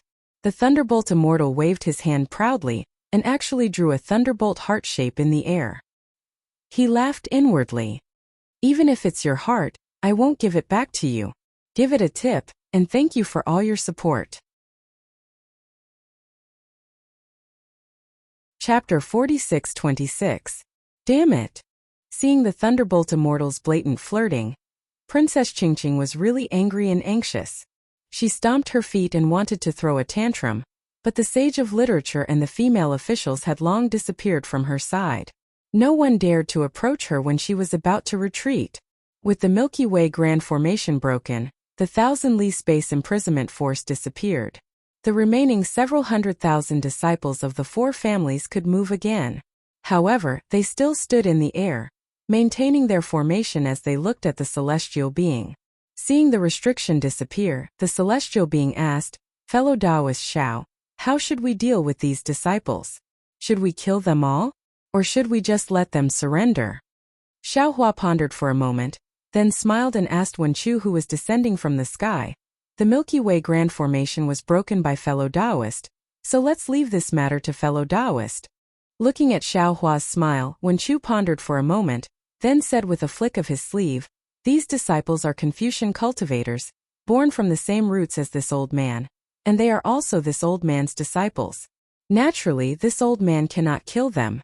If they were captured, they might not be sincere about surrendering. Especially since Immortal Emperor Go Chun has set up an ambush here, wanting us to perish together with the four families. Why should we let him succeed? If we let these disciples go, the four families' strength will be preserved, and it can also be considered as a restraint to the immortal palace, preventing them from burning the bridge after crossing the river. Deal. Xiaohua smiled. I fully agree with fellow Taoist's decision. If we kill these disciples, who will know that we have defeated the four families' joint forces at the Dawn and Sky Cliff? If the news of us killing several 100,000 people leaks out, the Confucian cultivators may be shocked temporarily, but as time passes they will definitely see us as butchers. Since that is the case, let them go. Naturally, the celestial being would not listen to Wen Chu. Hearing Xiaohua's nod, he waved his hand and said, "Let's go. Many thanks to Immortal Master. Many thanks to Master Xiaolei." The heavy stone in the hearts of the several 100,000 disciples of the four families finally fell to the ground. They bowed respectfully, then flew away from the Dawn and Sky Cliff in an orderly manner under the lead of the leading disciples. In this battle, the four families' 900,000 disciples were killed by the Fortune Gates disciples, and Xiaohua's Aurora Magnetism Array had injured 350,000 disciples. The Fortune Gates disciples took the opportunity to kill another 110,000 disciples, leaving only a little over 500,000 disciples who escaped with injuries. Just as Xiaohua had said, news of this battle spread throughout the hidden immortal continent in less than half a day. The shock this battle brought to the Confucian cultivators was even greater than before. The Fortune Gate and Taoist Xiao had already become invincible in the 9 continents. The masters of the 2 pure palaces watched as Wen Chu released the 500,000 aristocratic clan disciples. Their eyes held some regret, but at the same time there was some joy. They glanced at each other, flew into the clouds and saluted Feng Wu. "We greet the starry sky great sage." Feng Wu didn't slack off either. He transformed into his human form and returned the greeting with cupped fists. "Greetings, Lord of Supreme Purity Palace. Greetings, Lord of Supreme Purity Palace." The Tai Ching Palace Master respectfully said, "The starry sky great sage has come from afar to the hidden immortal continent. We did not know and failed to welcome you. Please forgive us, forgive us." "It's fine." Feng Wu waved his hand and said, "This saint only came to the Soaring Dragon Mountain range to visit an old friend. Being able to come here is just a coincidence. You don't need to mind." Speaking up to hear, Feng Wu smiled and cupped his fists at Xiaohua. "Fellow Taoist Xiao, this saint will not disturb you. Farewell." "Many thanks for today's matter, Feng Wu." Xiaohua cupped his fists and said with a smile, "When I have time in the future, this Xiao will personally go to the Great Sage Hall to express his gratitude." "Well said, well said." Feng Wu revealed his demon form and prepared to flap his wings. This saint and Peng Sage will be waiting for Master Zhao's arrival. Feng Wu. Seeing Feng Wu and Xiaohua being so close, and that Feng Wu was about to leave, the Tai Ching Palace Master hurriedly said, "The sutra seeking extreme bliss is about to end. The Immortal Palace and Thunder Temple have jointly invited Feng Wu and Peng Sage from the Great Sage Hall to attend the ceremony." Before the sutra seeking extreme bliss, Feng Wu did not enter the Great Sage Hall. Now that the sutra seeking extreme bliss is over, Feng Wu should also come to attend the ceremony. Feng Wu smiled and said, "Before this saint left the Great Sage Hall, I did not hear Peng Sage mention this matter. Wait for him to mention it to this saint." With that said, Feng Wu flapped his wings and disappeared in the blink of an eye. "Fellow Taoist Xiao." The lightning Taoist looked at the celestial being and said, "I and fellow Taoist Tian will take the Fortune Gates disciples back first. Who knows if Immortal Emperor Gaochen and the 4 great clans will attack the Soaring Dragon Mountain range at the same time. To fight with these Confucian cultivators, other than strength, we also need to compete in cunning." The Tai Ching Palace Master blushed slightly and was about to speak, but the Tai Ching Palace Master transmitted a few words to him, and he shut his mouth again. Xiaohua smiled and said, "Then I'll have to trouble fellow Taoist Lei Ting." Then, the lightning Taoist and the celestial being left with the remaining Fortune Gates disciples. Seeing that everyone had left, the Tai Ching Palace Master smiled and said, "Master Xiaolei, can we stay behind and talk in detail?" Xiaohua shook his head and said, "I'm sure the 2 of you know the purpose of this Zhao's visit." Saying this, Xiaohua looked at the Tai Ching Palace Master. "What purpose?" The Tai Ching Palace Master was stunned and looked at Xiaohua with confusion. Xiaohua was stunned and asked curiously, "Why did fellow Taoists set up the Milky Way Grand Formation here?" The Tai Ching Palace Master looked at the Tai Ching Palace Master and explained, "This king was originally wandering the hidden immortal continent when I suddenly received the Immortal Palace's secret order to set up a formation here. In order to fulfill my promise to the Immortal Palace, this king had no choice but to do this. As for the purpose of setting up the formation, this king did not know before. Everything was coordinated by the fifth princess. Of course, when I saw the fortune gate and the four great clans appear, this king understood a lot. Just now, the fifth princess passed down the immortal emperor's secret order." The Tai Ching Palace Master did not finish his words, and he even glanced at Wen Chu before he finished speaking. However, Xiaohua understood that Chao Mui's plan was not out of Dongfang Chonghao's expectations. The Immortal Palace was planning to take advantage of the Sandpiper and Clams fight. In fact, they might even be planning to kill Wen Chu. This immortal Emperor Gochan is too cunning. Xiaohua sighed inwardly. No wonder XNXN once said that the Immortal Palace is inferior to the mortal world.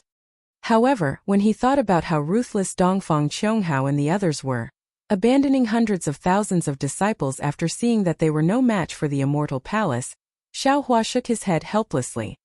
The hidden immortal continent is so big, and the four great clans and the 100 schools of philosophers are so arrogant. I'm afraid only an ambitious character like Immortal Emperor Gochan can suppress them, right? The Tai Ching Palace Master does not know.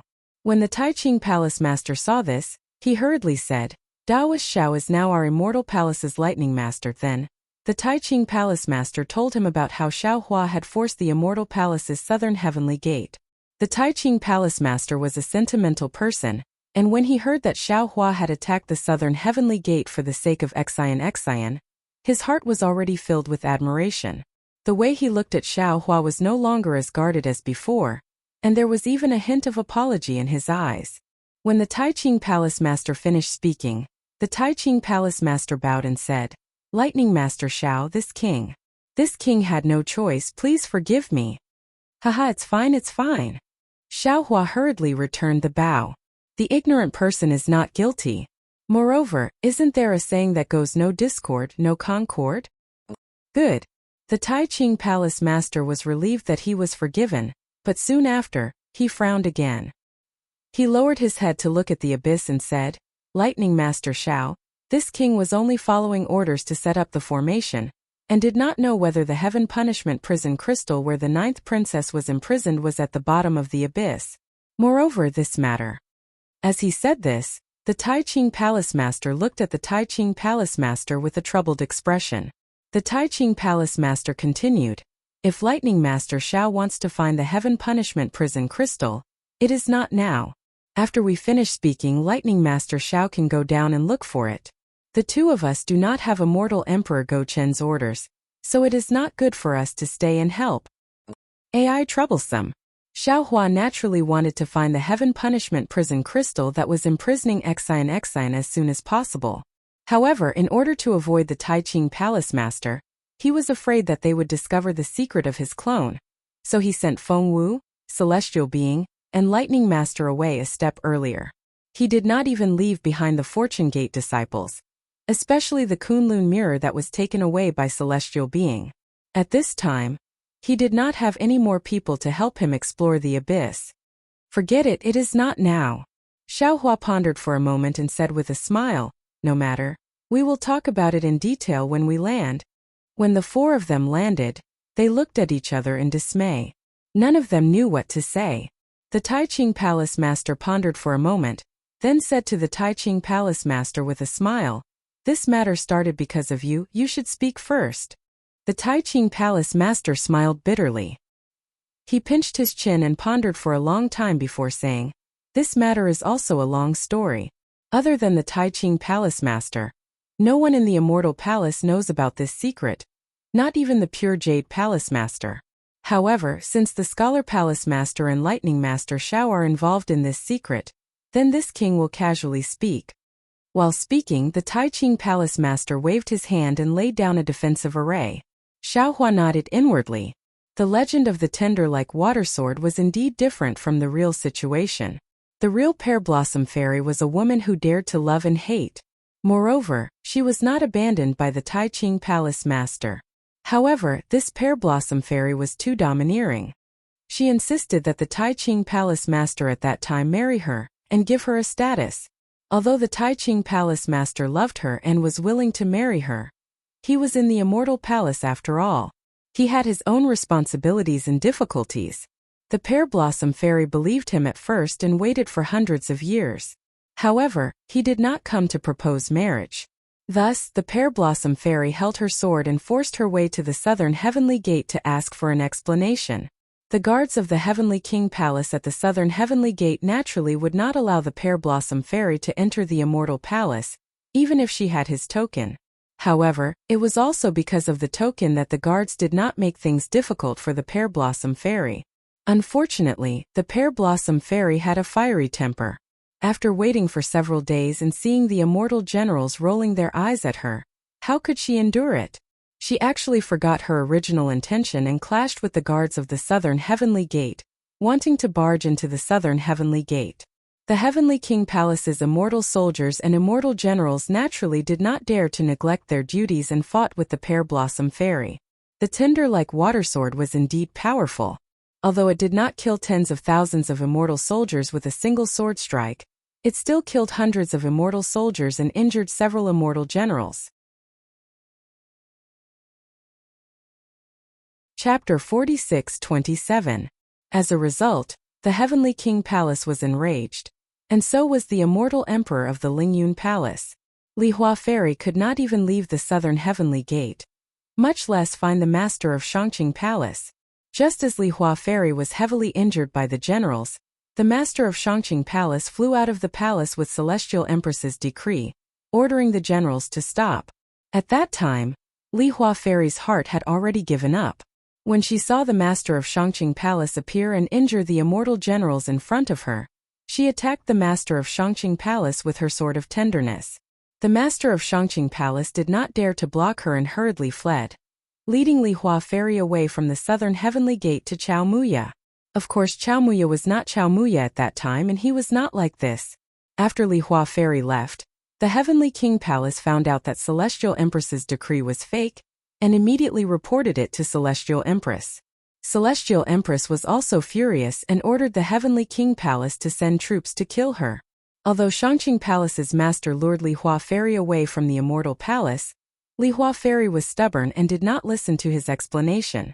At that time, Shangqing Palace's master was weak and was almost injured by the sword of tenderness, so the two could not escape far before they were blocked by the Heavenly King Palace's immortal soldiers in front of Chao Muya.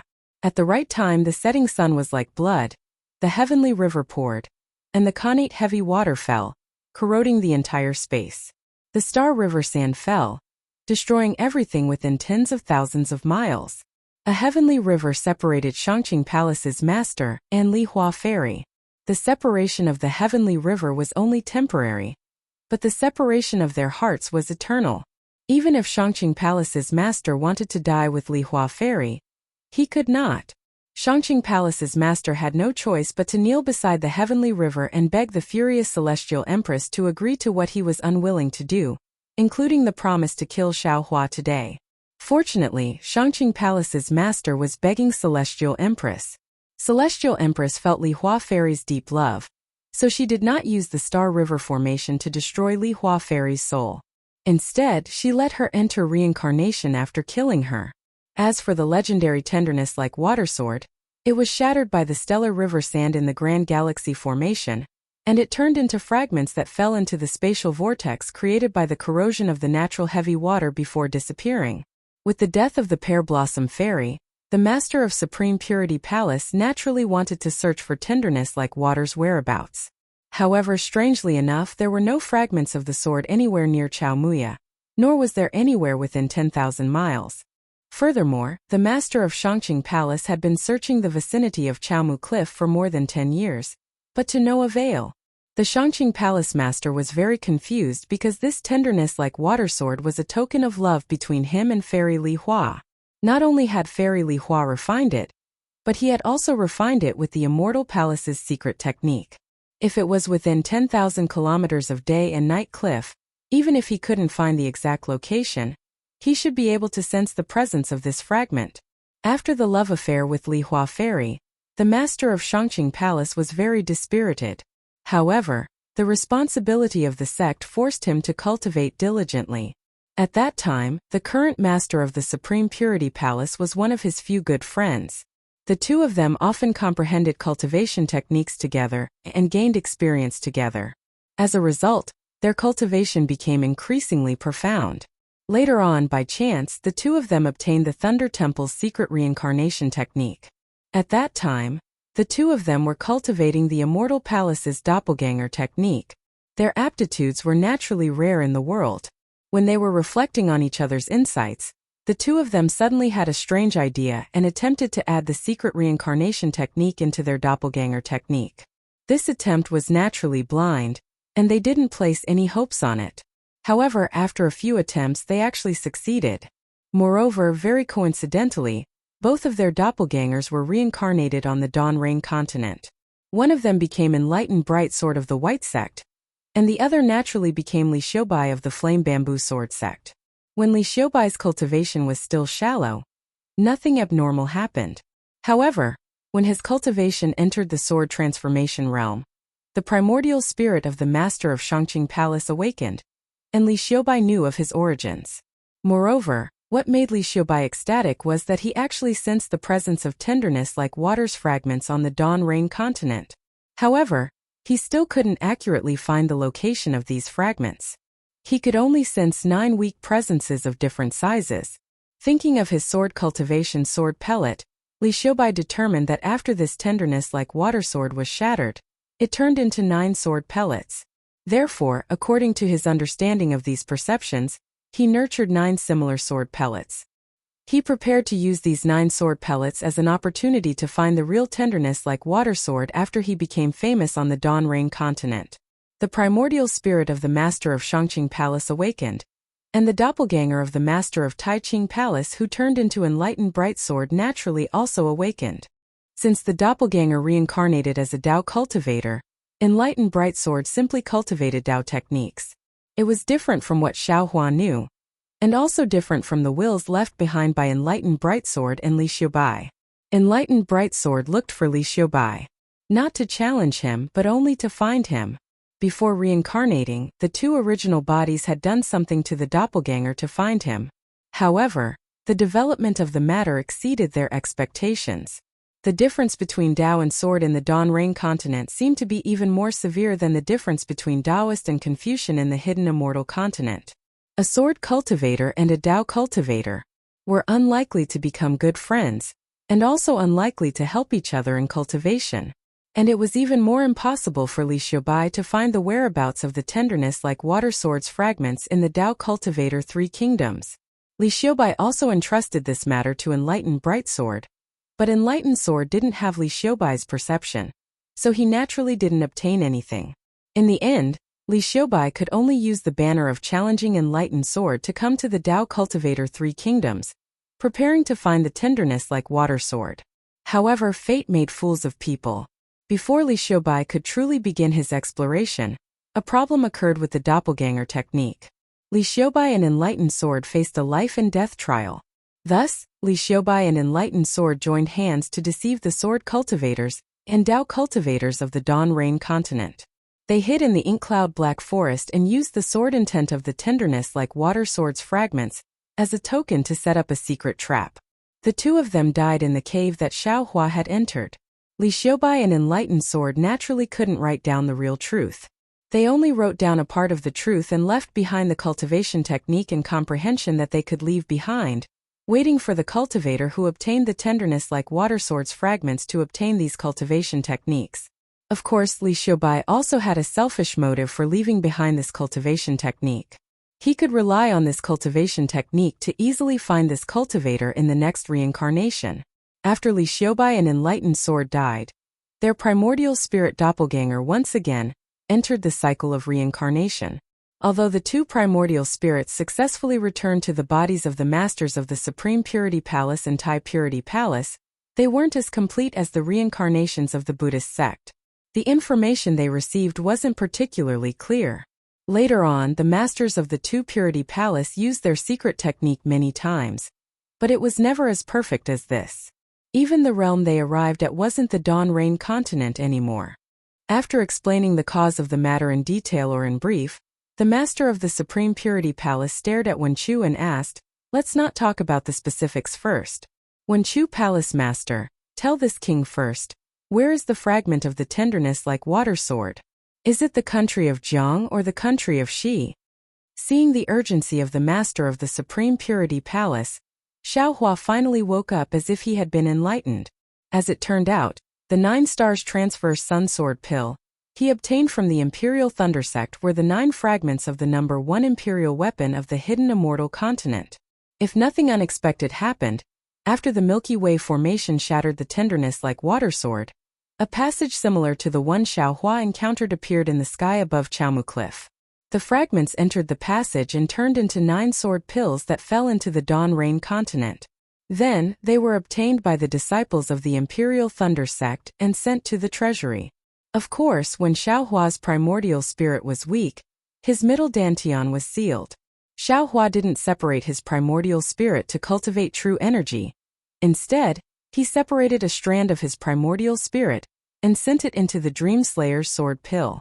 Later on, when the seal on Xiaohua's middle dantian was removed, he separated this strand of primordial spirit from the sword pill and sent it to his middle dantian to cultivate the true energy of a Confucian cultivator.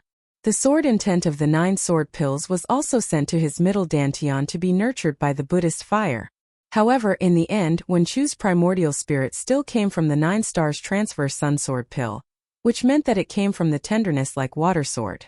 The Pear Blossom Fairy's consciousness also remained in Wenchu's consciousness. This was also the reason why Wenchu's abnormality occurred when he approached Chaomu Cliff. Of course, Wenchu was also a blessing in disguise.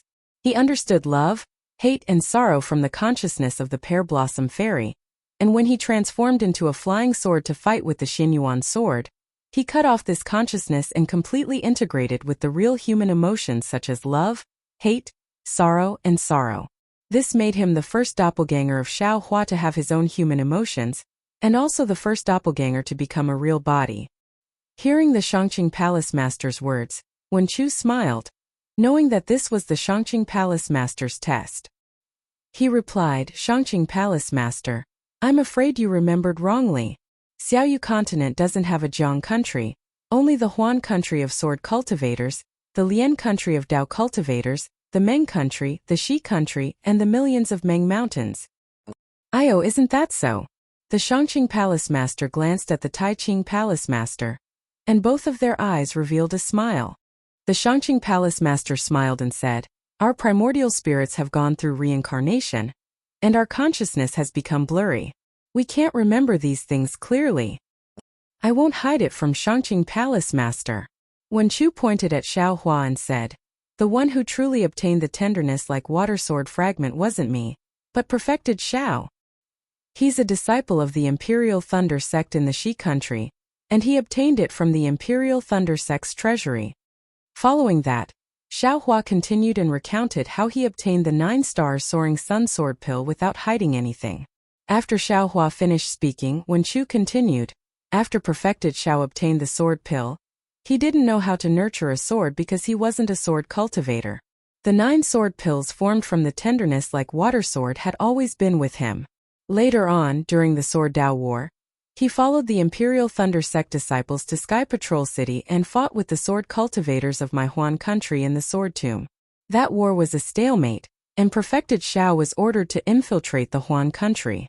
At that time, I was only a disciple of the Huan country's Clear Stream Sword sect. As my sect was weak, I didn't participate in the war. I met perfected Xiao somewhere in the Huan country, and like the two of you, we hit it off at first sight. We became sworn brothers, and he gave me the 9 sword pills." You're tuning in to the Li Mei Sword of Destiny YouTube channel. We're so grateful for your support, and don't forget to subscribe to join us on this incredible journey through captivating stories. Your generosity through donations truly makes a world of difference, as it's the primary source of revenue that allows me to expand and enhance this channel for you. Thank you from the bottom of my heart for being a part of this adventure.